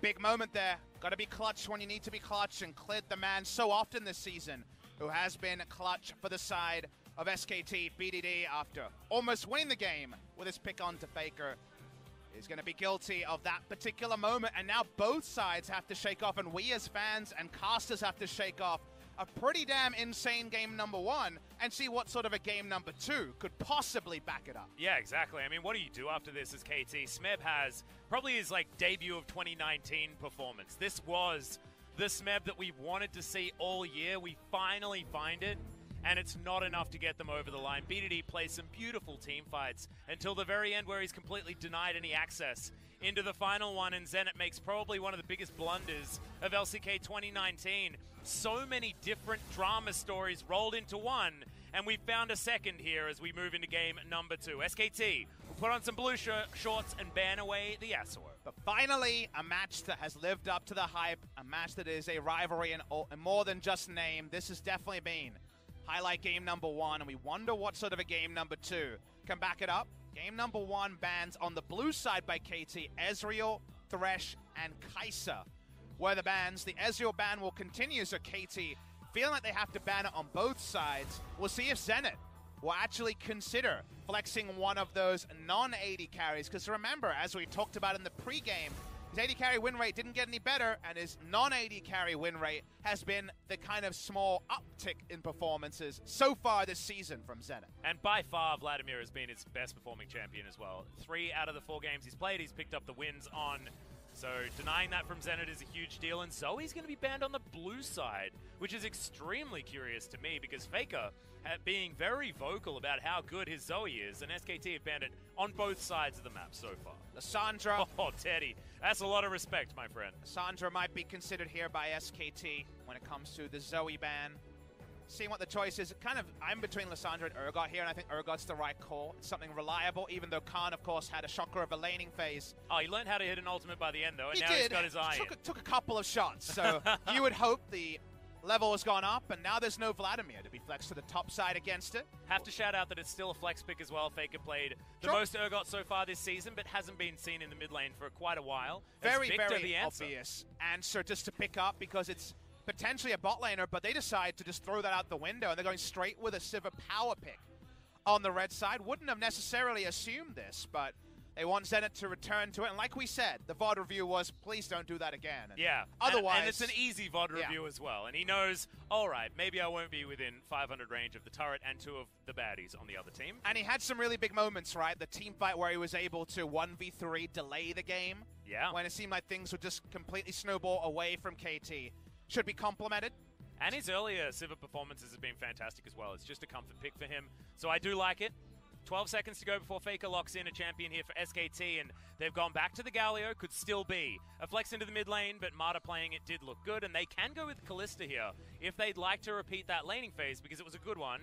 As Braum, nope, not going to happen. Oh, that's some funny business there from Faker, as Kalista is taken, and that could very well be your bottom lane. Would be a really weird spot to go for a first round Galio mid, so I appreciate just sticking with the Galio support, or at least the heavy suggestion of that. Also, the flash of Braum could be, hey, Braum's open, do you want it first round, and potentially losing out on a jungle pick for Umti. He's going to be taking the Jarvan. Will the Lee Sin be banned this time? As that has really dominated Clid's champion pool. After you go down from Lee Sin and Jarvan, you get into Olaf and Elise territory for SKT. And you have to remember as well that a lot of the bans were thrown towards the support role last time around, and now KT probably have an idea that that Galio will be heading towards that support position, and you can see they've decided to adjust their bans for that reason. Mid lane is going to be where they're targeting now, getting rid of some more blind pickable mid laners like the LeBlanc. See who is receiving 5th pick on the side of KT. You would assume BDD. That was definitely the hype we wanted of the mid lane matchup. Getting overall last pick. Nocturne going to be banned away from Clit, so if he wants something like the Elise to put the pedal to the metal in the early game, will be left available. I'm excited that Jarvan's locked in so early here on KT with Smeb on the top side of the map as well, because he does love picking up the champion when the times suit him. Maybe not necessarily into an Urgot, but it is always a flex that you have to be respectful of. So KT, without picking the Jarvan directly into the jungle position, gives them a few more options, especially on the red side as 2 support bans come in. Thresh, the last one for SKT. They got to reveal something now, and we'll see if KT rolls to do leave. Mid lane for counter pick. A heavy expectation. Alistair support would confirm that theory. Yep, locked in, and that means that, yeah, the flexibility of the Victor, that could be heading towards mid or bottom lane, or, well, not bottom lane because Civ is there, or the mid lane. So theoretically, BDD or Smeb could be picking up this last pick. Action on SKT, they have a full team fight Wombo draft, and they will take Lee Sin, because why wouldn't you? Yeah.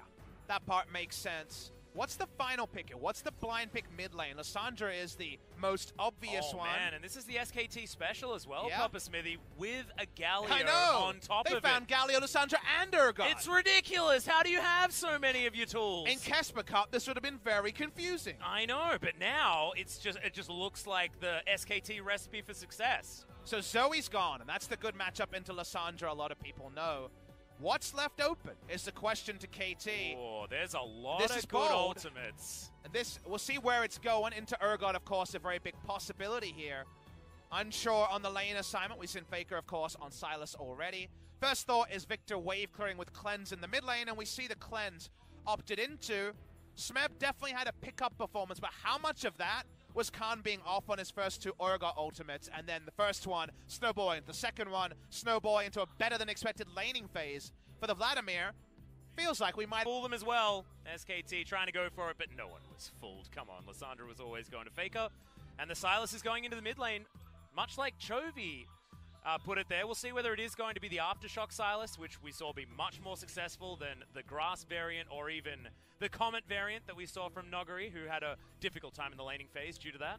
Yeah, definitely had a Swain-like performance. You could go Cleanse and then Rod of Ages, Spirit Visage, and try to ape what we saw, the good work in Series number 1 from Chovy.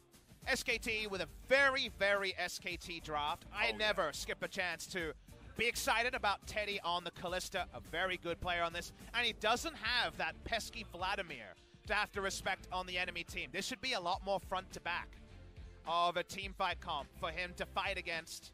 Smeb is going to be on the Victor after all, but we are still in the spot where we are skeptical of Sylas lock-ins. Can BDD make us a believer after being a bit down following being oh so consequential to the overall defeat of KT in game number 1? Yeah, we'll see whether he can pick himself back up again. You saw when he sat back down still with a lot of emotion in his face. BDD still very young, but still so seasoned. A veteran here as we move into game number 2.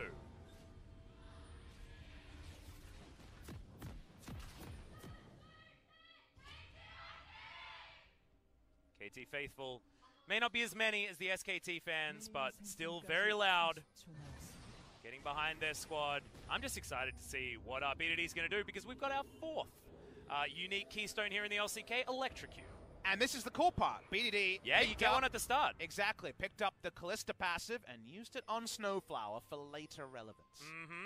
So we can walk up to Teddy and steal that one away, and that means that he will be able to pull in Snowflower. I was wondering who he was going to go for, because I personally probably would have put it on to Jarvan just to pull Umpty out of there, but it's a fun thing to mention happening. because we never get to see that because not having your passive in the laning phase is Kalista sucks, right? Yeah. You need it for the passive on the W. However, if you could put it on your jungler or rebind it trivially, you probably would, right? So actually an interesting one, but Alistair is the sort of champ where always loved Kalista in the meta because kind of sucks in lane without Kalista and then goes straight over the top with Fate's Call, allowing him the first knock-up. So he's so strong that I think I don't mind it after all.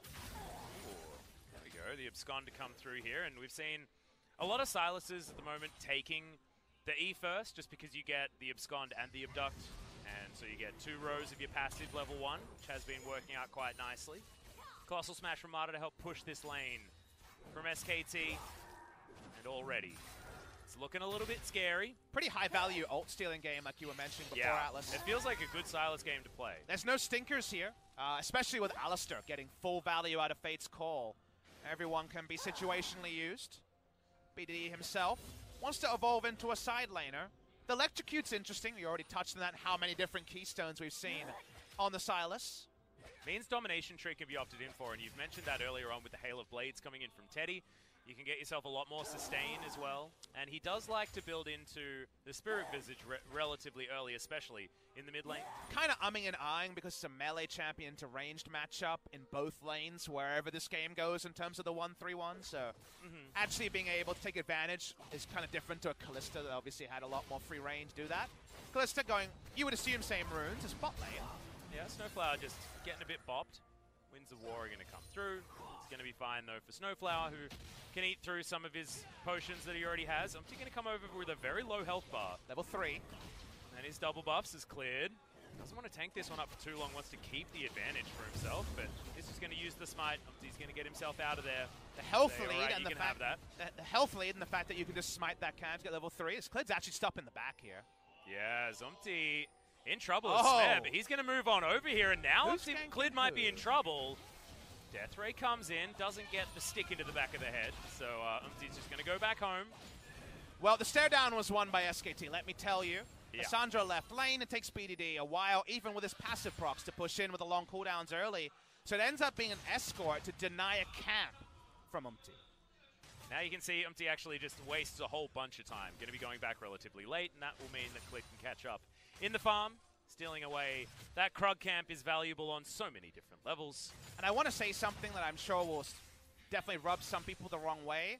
That feels like a 2019 Faker move to back up his jungle all the way to the enemy Krugs. Remember, this is an interview. There was an interview with Clid where he talked about how he would need Faker and his team to back up some of his aggressive moves. Faker comes all the way in, backs him up in a way that Blank could perhaps claim he didn't get quite the same treatment last season. It's an old wound, but it's a reminder that it's a new SKT, and that allows them to really extend the lead in the jungle over Umti. Not to mention the fact that Faker now has a pretty huge lead in the mid lane as well. I mean, BDD has been bullied just a little bit on this Sylas so far. Shoving this wave forward as Umti wants to steal away this Raptor camp. He does ruin it, but that's the most he can do, and gets a better back timing for the mid lane. No information on BDD's build just yet. Wants to get the most power he can possibly get for 700 gold. Double Dark Seal. Yep. Will the Dank Seals lead into a Rod of Ages? Again, that's your first interpretation, but there's still no agreement on Sylas. We almost never get 2 games of the same damn keystone. Yeah, let alone exactly. anything else. We've seen 3 or 4 keystones already. We've seen 4 actually, of course, because Grasp was the first one, top side of the map, as well as the comment that came in from Noggery, and then Aftershock coming through. What about Summoner Airy, baby? Let's throw that in there. Yeah, may as well. Morale-Nomicon, Summoner Flick Airy. footwork, let's go. Think of the mobility. I know. Triumph procs, man. There we go. If you can get a reset ultimate, you could almost see it happening just so you can dip into Triumph. Katarina. Oh man, solo queue Sylas is just so silly with some of the options that you get. As Snowflower going to go for a bit of a ride, but he's not going to make it all the way back to the base. Do remember, Katarina ult wouldn't reset because it doesn't have the Katarina passive. Ah, that's true. How very sad. But we're watching mid lane here. Faker not going to take the Glacial Path. As Lissandra ult already available for BD, full health, so no 2v2 kills there. Umti has been pretty pressured in this game, but not to any meaningful experience or camp lead. Clid wanting to get first access to the Scuttle, and definitely not trivial for there to be Scuttle control on the side of SKT. You would argue they have first exit from both Lissandra and Urgot, so probably going to be something that at least is tipping towards SKT, but they're getting the backup, control ward down, a bit of extra mana, and trying to extend the lead in the jungle and get that level 6 onto Clid. Yeah, certainly is a powerful moment here for SKT, and you can see it's already represented in the gold just a little bit about the gold level of the kill. And I've seen this story before, Papa, as Flag and Drag has to be used from Umti to get himself out of there, and this is not his rubber band camp on the top side of the map. The Krugs belong to Clid, no matter which side that they're on. And the rubber band comment there, of course, a favorite analysis point of LS is very important. They knew the exact respawn and that no other camp is up. So go to Krugs, you're going to find Jarvan, and you're really feeling both lanes backing you up and your level lead over Umti. Yeah, now vision available for KT, bottom side of the map, so it looks like this will be a blue. They can be safely delivered over to BDD, but SKT will know that bottom side of the map is where the camps are and where Umti wants to be going. So he's been pretty much tracked throughout this entire jungle, this whole way from SKT. And this is the SKT we get excited about, the SKT that we think can beat or challenge anyone in the LCK on their day. When they play the early game and Clid starts hunting and you can see that he sniffs the enemy jungle and knows where he is, everything falls into place from that early game, that organized early game that when they have priority they can find. So good to see them once again being on the front foot. Ultimate's going to be thrown out here from BDD. Faker still keeps his as Clid finds the Q onto Umti. That was actually pretty blind heading into the brush there. Clid, let's mention that Umti's level 4 at 7 minutes 50 is topside. Yeah, Chaos Storm going to fly forward here onto Khan as he's still holding on to the ultimate, wants to actually land this one. Oh, the flash from Smeb gets him out of the way. He's got a ward in this brush, gets the movement speed from the Q, but Khan able to get his way out and move towards having Purge off cooldown where Smeb won't be able to go overly aggressive. About 270 health, but no second evolve means no actual kill pressure without the evolved Ray as well. He's going to use this invitation as level 6 already to take down the Ocean Drake. Umti is still level 4, Atlas. Yep, and that's no flash from Khan as well, topside, so Umti couldn't go for a gank. That's going to be red buff going over to the Jarvan in trade for the Dragon on the bottom side, and SKT are taking more and more this game. This is definitely a just complete domination of the jungle matchup, because you know what's happened here, Atlas? After he went to the rubber band Krug camp, Umti's scared to start camps without backup. He's like, I don't know if Umti's going to be here, if Clid's going to be here and contest me. So he's being even slow about his future respawns, and that means that just the questions that have been posed of Umti is slowing down his mojo.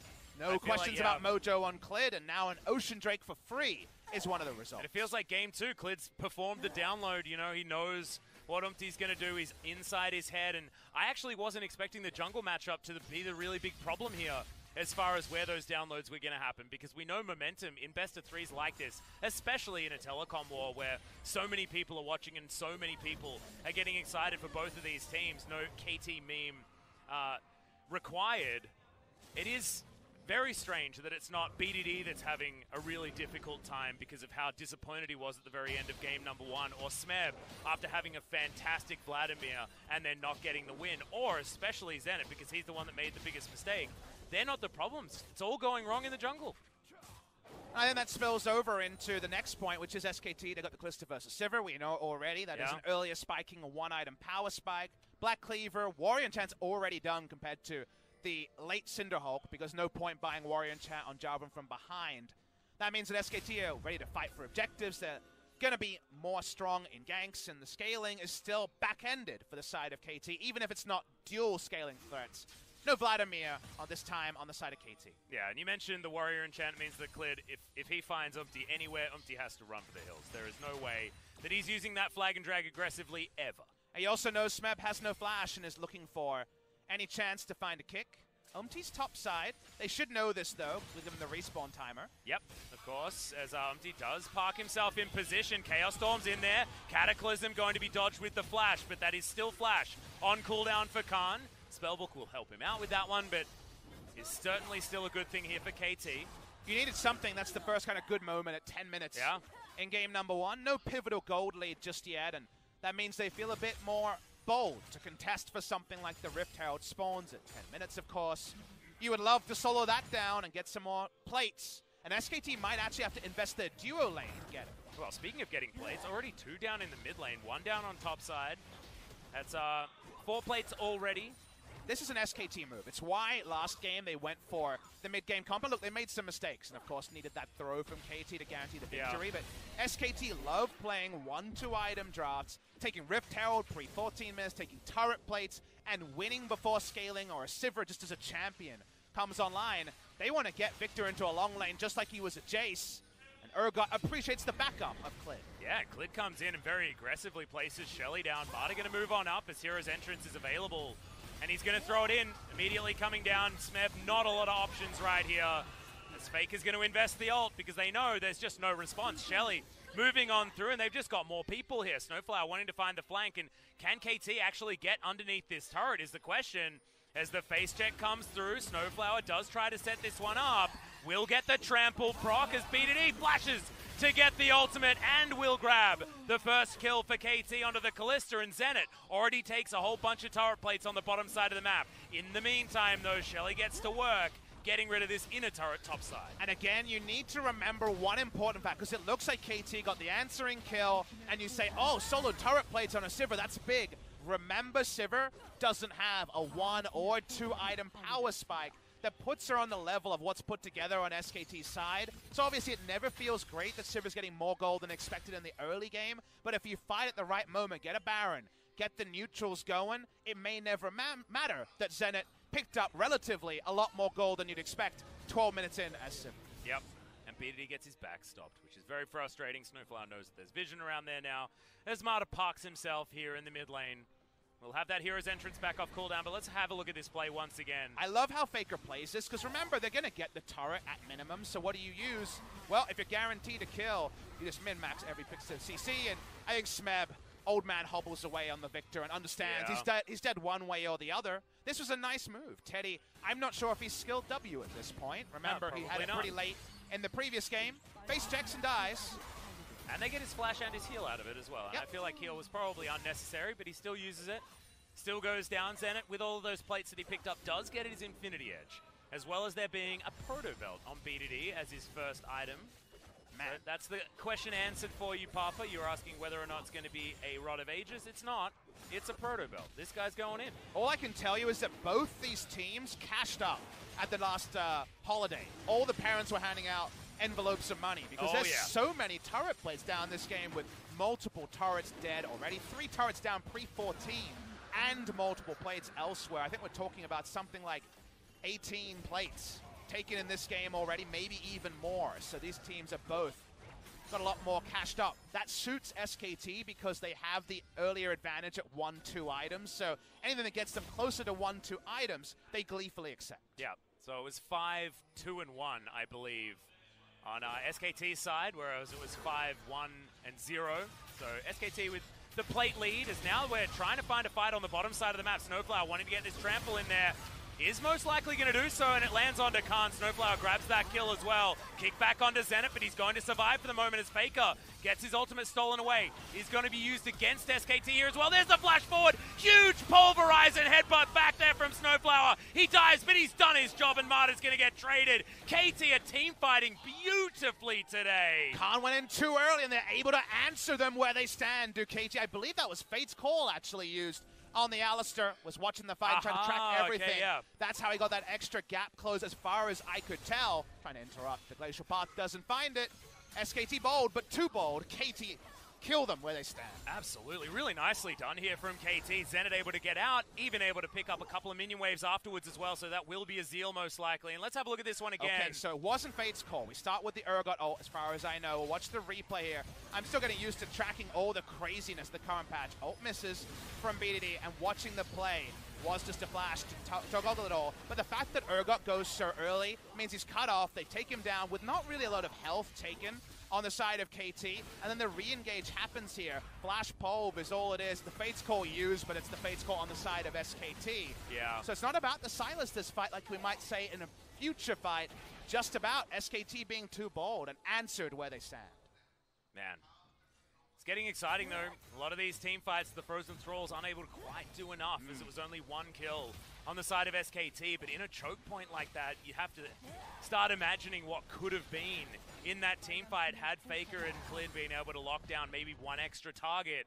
And then Teddy bounces around. There are icicle explosions everywhere, and the Ren sets mean that there is nothing doing on the side of KT.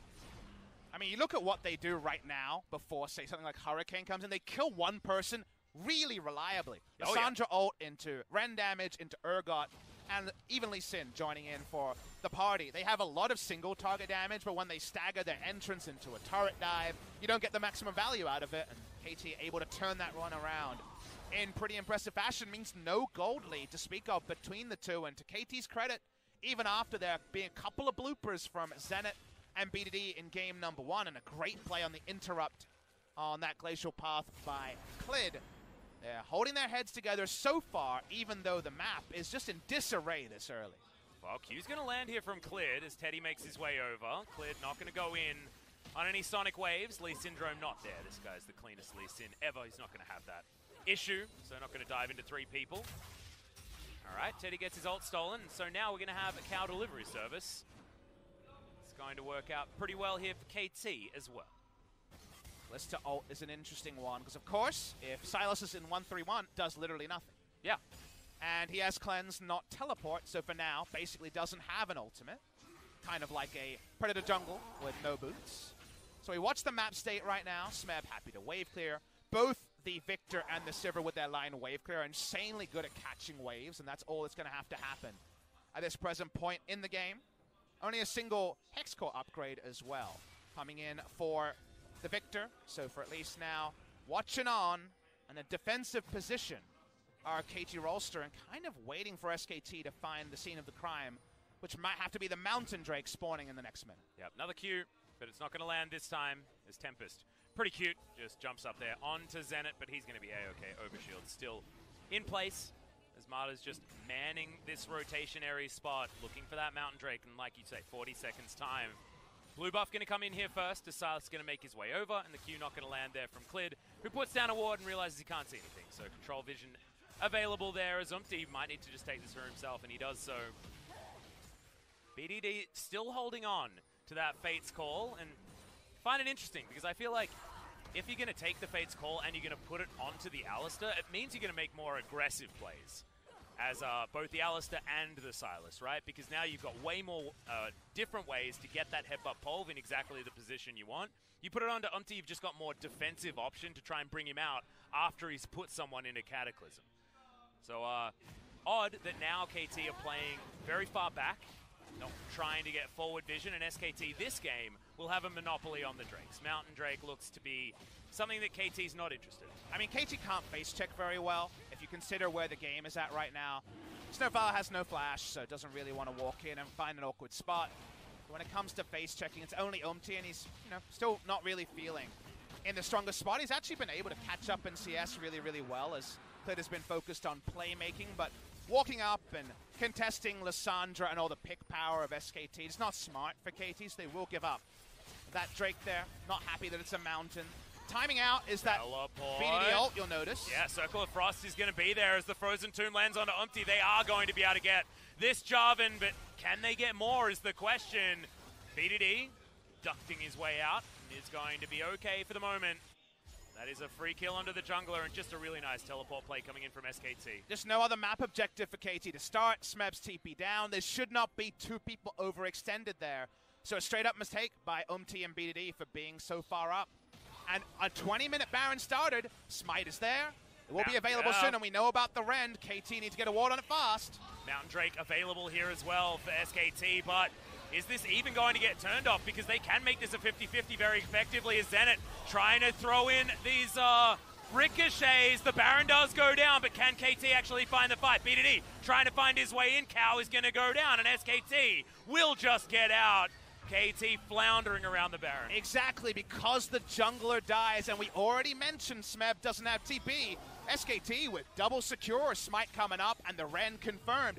Just take down a Baron and catch KT napping and blow open the game after what has been a pretty even first 20 minutes. Yeah, that last team fight looked really great from KT Rolster, but this play into the next, and it's just not a lot of options here. It's just too much lockdown.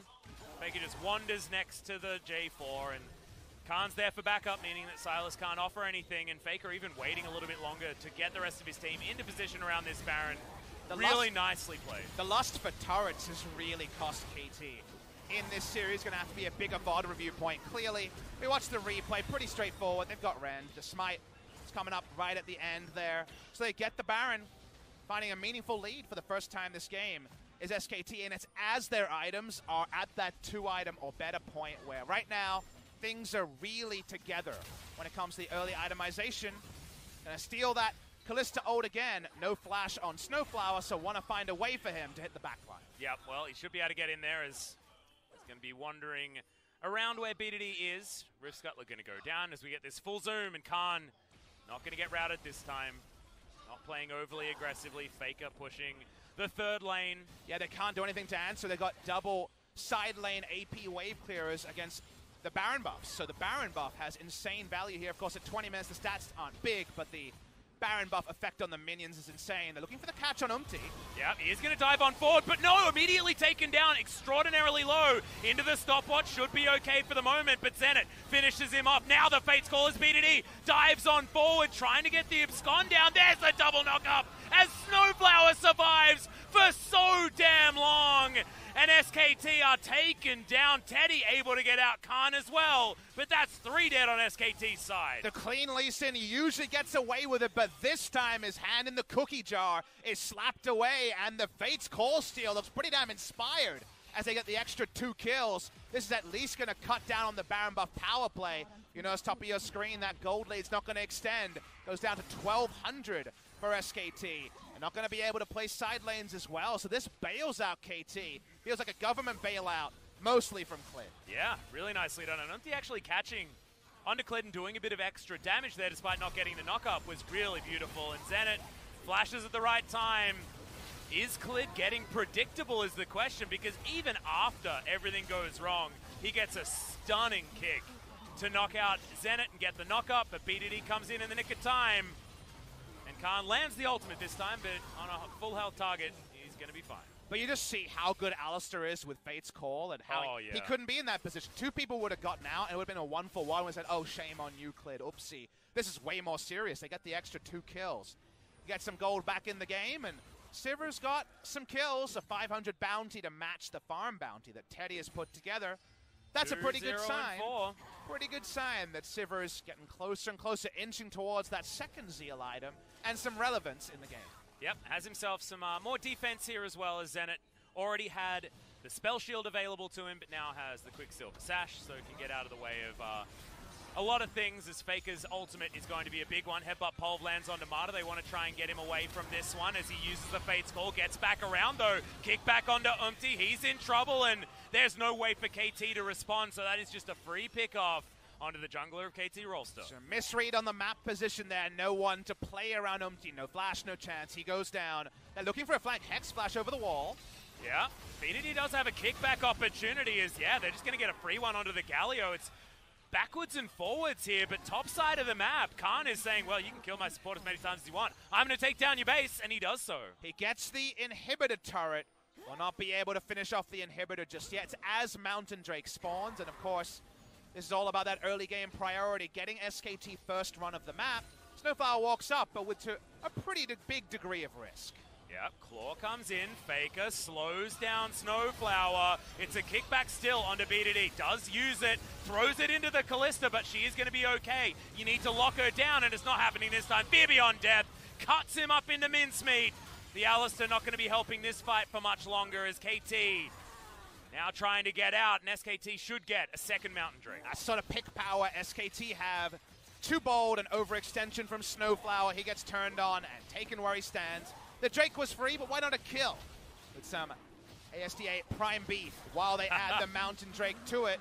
SKT a double Mountain now, I believe, and that means the Baron threat's even higher, Atlas. Yeah, I know. 40 seconds to go until that Baron is back up again, but let's have a look at this fight one more time. It's chaos almost everywhere, and Umti wants to get this pick up onto Clid, but then Faker zones 3 people. Who's picking who? It's like he was caught picking his nose, basically, on the top side there. It's caught by SKT having more numbers than KT. Unable to back him up, and then Snowflower says, I would like to know about the Mountain Drake, but you just don't have the map control from the early parts of this game to make that work, and it's the sort of draft that SKT loves to play. There's priority drafts, so nice priority.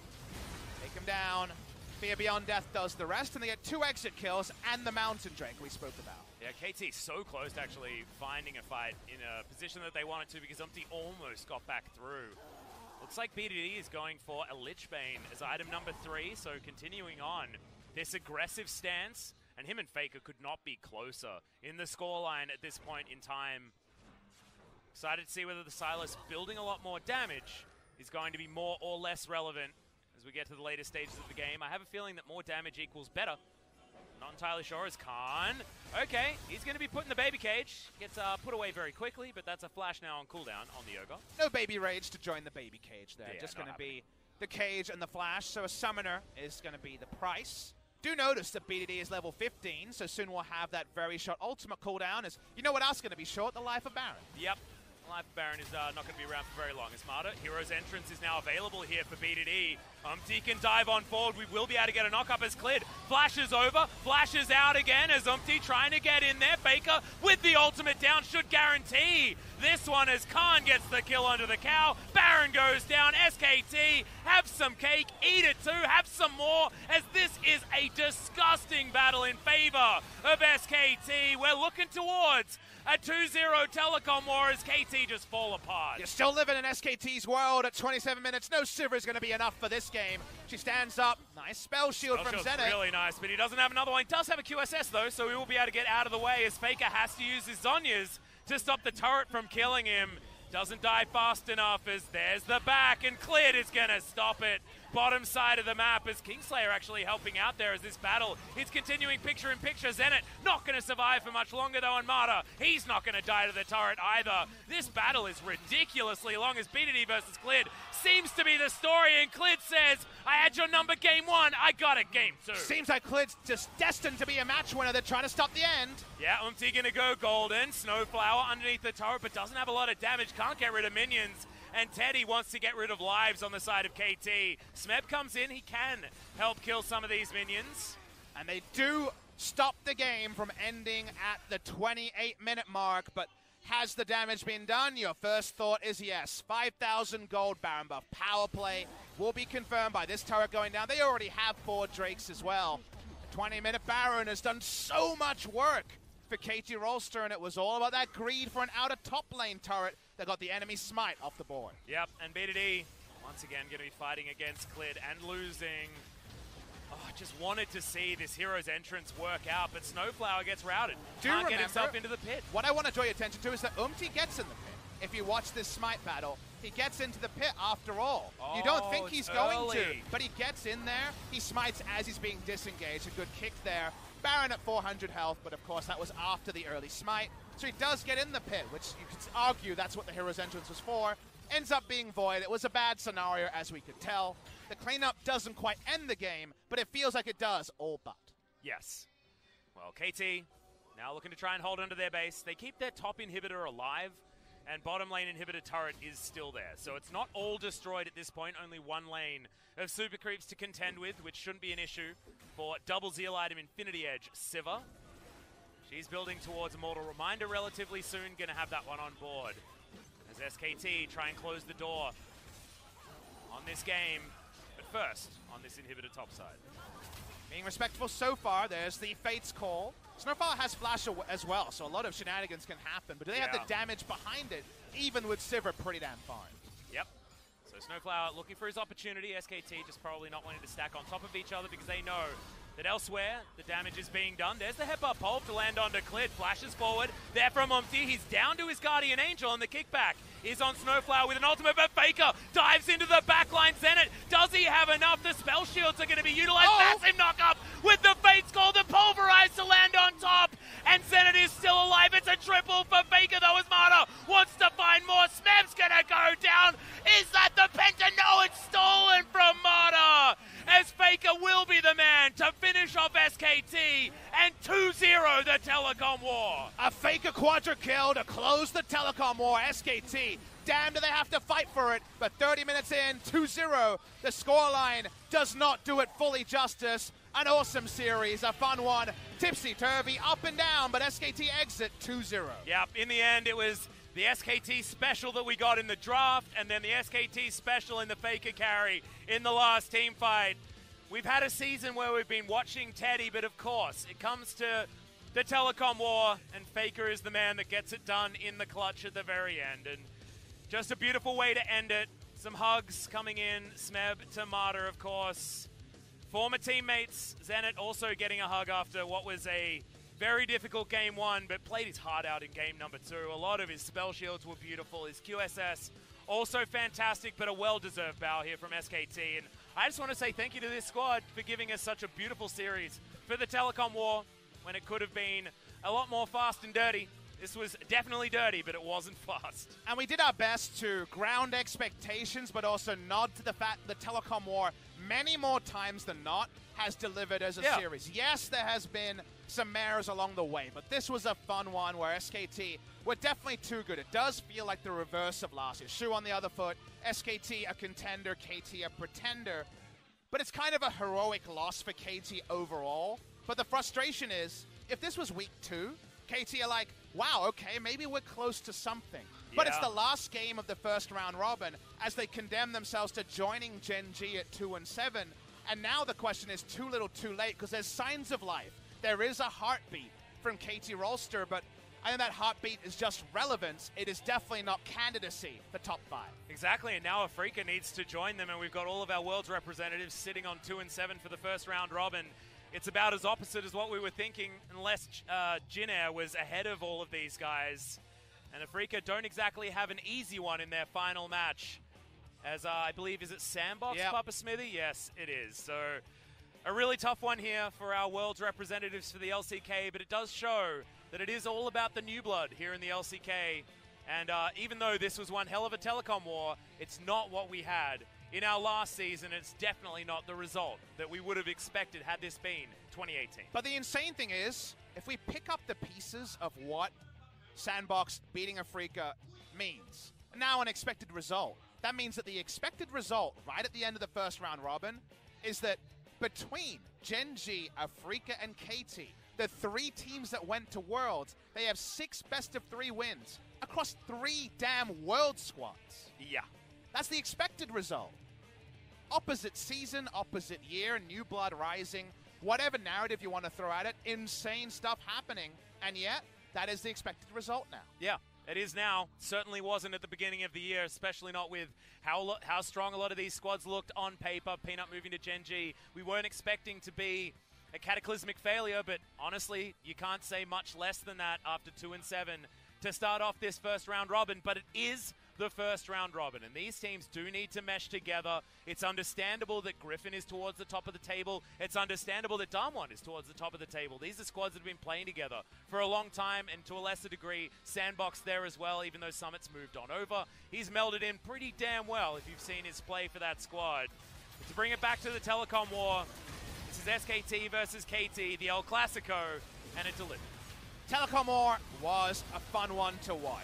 I don't think SKT will be particularly enthused by the overall level of play, but they were the better squad on the day. This turret dive was a definite big problem because it's a turret dive where your Kallista's strong and she really can't auto too much because it's under a turret in weird scenarios where they don't have vision. Yeah. Kind of conspired to give KT a lifeline into the game. But from there, Clid, who had a really good early game, you'll remember, was in his only mistake. This was kind of his only mistake of a pretty flawless 2 games after he was the, no doubt, consensus MVP of game number 1. KT fought back again and again, but eventually 2 Barons proved too many for the side of KT Rolster, and Khan had a much better performance game 2. To be fair, hard to be worse than game number 1. Yeah, exactly. I mean, we made the joke of he got his eye in, but he certainly did get his eye in. A lot of those ultimates actually landing this time around, but I think the story largely was Faker taking control on the Lissandra. Even in teamfights that they lost, he was able to get exactly what he needed done. And this is another example of Khan having a good performance. And that hero's entrance being used on just him was not what you wanted as a KT fan. And this is where it all fell apart. Gotta appreciate how visually busy Silas teamfights are, where even just ults, you're like, wait, whose was that again? Well, looking at the numbers here, I'm very skeptical those are the real numbers. Yeah, I'm pretty sure they're wrong. Yeah, I think they might be wrong. There was more damage This might be a done this team game. fight. One of the team fights, Yeah, maybe? this is wrong. Imagine if the game went for 30 minutes and your Lissandra, who got a quadra kill at the end, did 5,500 damage. Whoops. Yeah, that's a whoopsie. That is a whoopsie. Even Victor in one team fight did 5,000 damage. Probably the Yeah. one that we just watched. Yeah, maybe. Maybe. Don't worry about that one, guys. It's a bit of sleight of hand there. We're trying to keep you honest. That's right. Yeah, exactly. We know who the true attentive viewers are at home. Yeah, we know because, yeah, you would have been you would have just taken that as face value and just written a Reddit response about it. It's So like, what how about did they do so little Whose damage? MVP is it this time? Is it Faker's this time? I think Faker probably Cleared gets also it this time is going to around. be up there. He got another solo kill onto a mid laner. He seems to be writing their names in his death note more times than not. As Faker picks it up, Quadra kill is going to get him over the line, and his Lissandra engages. His Lissandra control certainly did look good. I thought he had a really good game, so I think it's fine that Faker picks him up. The roam up top lane where he just threaded all those spells onto Smeb. And then from there, just hit the map well. He was the playmaking Lissandra we know he could be. Took down the enemy team, and guess what? It's the mathematical equation that everyone in Casper Cup knew. If you add Lissandra plus Urgot plus Galio plus Lee Sin, who was also part of that equation. The only thing missing was the Ezreal, but that was banned. Teddy's Kalista. Teddy was going to get a free win if it was the Ezreal, and we wouldn't have got the telecom that we wanted, the telecom war that we wanted. So we are going to have an interview. We're going to be able to have a chat to Clid and to Faker. So let's throw it over to Ji-Sun for some translation. Thank you very much, guys. This is Ji-Sun with today's interview translation. And we're going to be joined by Clid and Faker from SK Telecom, celebrating their victory for the last match of first round robin. Well, since the last series, I think I'm underperforming, but I think it's getting better, so I'm feeling happy about it. You think you're underperforming? Well, game 2, I made mistakes, and also in the first set, yeah, I was overall just not performing as clean as I should. What about you, Faker? How do you feel right now? So we ended the first round with 2-0 victory, but yeah, our performance was not that clean, so yeah, we're gonna keep works going. So Clid, you were Listen itself. Why did you lock in Listen today? Well, we need AD damage, and also it is one of the champions that I'm confident with. Why do you think they did not, the KT roster did not ban Listen? I guess it's not really that worth a ban card. I mean, it wasn't a bad decision from KT roster. And Faker, you played Zilean. It is kind of back in the meta, so why were you playing Zilean today? Clid kind of like Zilean. He always tell me to play it. So I just wanted to kind of show what I got to my for my teammates who have faith in me. Then why did you go with Glacier Augment? Well, if I use it with the active items, you know, you get the Glacier Augments going on, so I think it's really funny. That's why. So for fun, that's very interesting. And game 1, you were playing really well around the bot lane, so let's check out this highlight. The level 2 dive over here. Did you plan that beforehand? Well, I did plan, and also I see a really good angle coming, so yeah, I just pulled that off. But later on, actually, Khan was having a hard time in the top lane, so how did you kind of plan to solve the problem or the situation? Well, I just thought that if you just keep our pace going and also concentrate a little bit more, yeah, that's how we won the game. And that highlight, you solo killed Lissandra, chasing her in the end. She was trying some flank, but who was the one that noticed that Lissandra is trying to TP in the backline? Well, I think we all captured her during the using her TP. And let's move on to game 2. Sylas popped out, and actually you were the first one who played Sylas in mid lane. So how was playing against the Electrocute Sylas? I was a little bit afraid when I saw the rune, but I think I played quite well, so I'm satisfied. And Quadra killed in the end. Let's check out this highlight. So what was going on over here? Well, at first, Clid, actually his Guardian Angel popped out, but I don't know. We were just fighting, and we somehow won the game. Clid, You were very aggressive over there.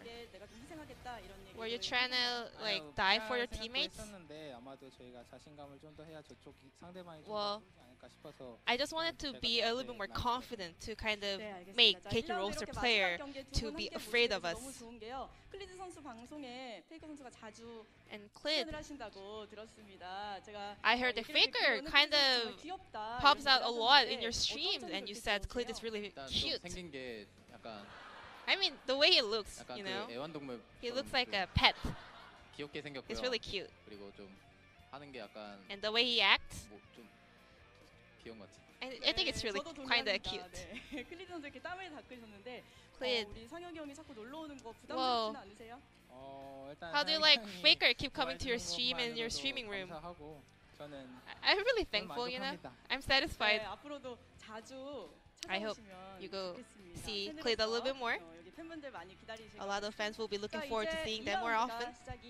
And second round robin is around the corner. How are you guys gonna prepare?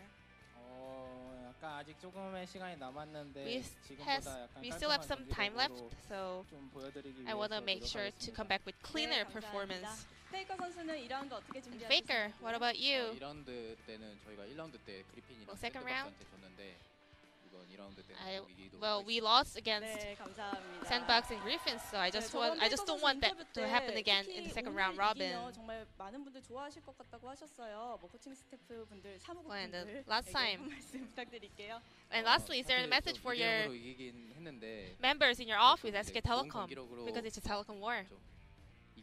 Well, it was a 2-0 victory, but our performance was not perfect or clean, so I'm a little bit sad. But, well, it is a relief that we got the victory. Please give a warm round of applause for SK Telecom players. And we'll be looking forward to seeing you guys back with better performance next time. This will be the end of the interview with Clid and Faker from SK Telecom. Thank you very much, Jason, for the translation of that adorable interview. Faker and Clid, always cute together. If you've been watching the streams, you'd certainly know. Best friends forever, and that probably suits SKT fans, especially if the Lee Sin is left open. He'll lock it in every time and make you a believer that he's the cleanest Lee Sin around.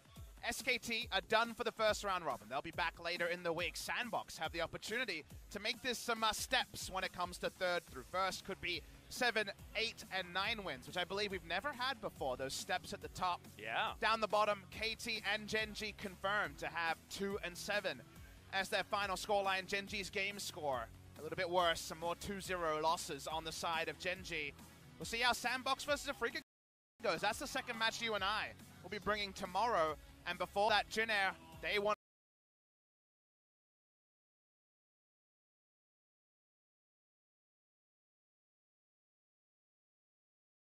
to stop going winless in a round robin. They're going to have an uphill battle against a King Zone team that are flattered to deceive. 4, 5, 6, 7, 8, 9. Don't know. That's assuming that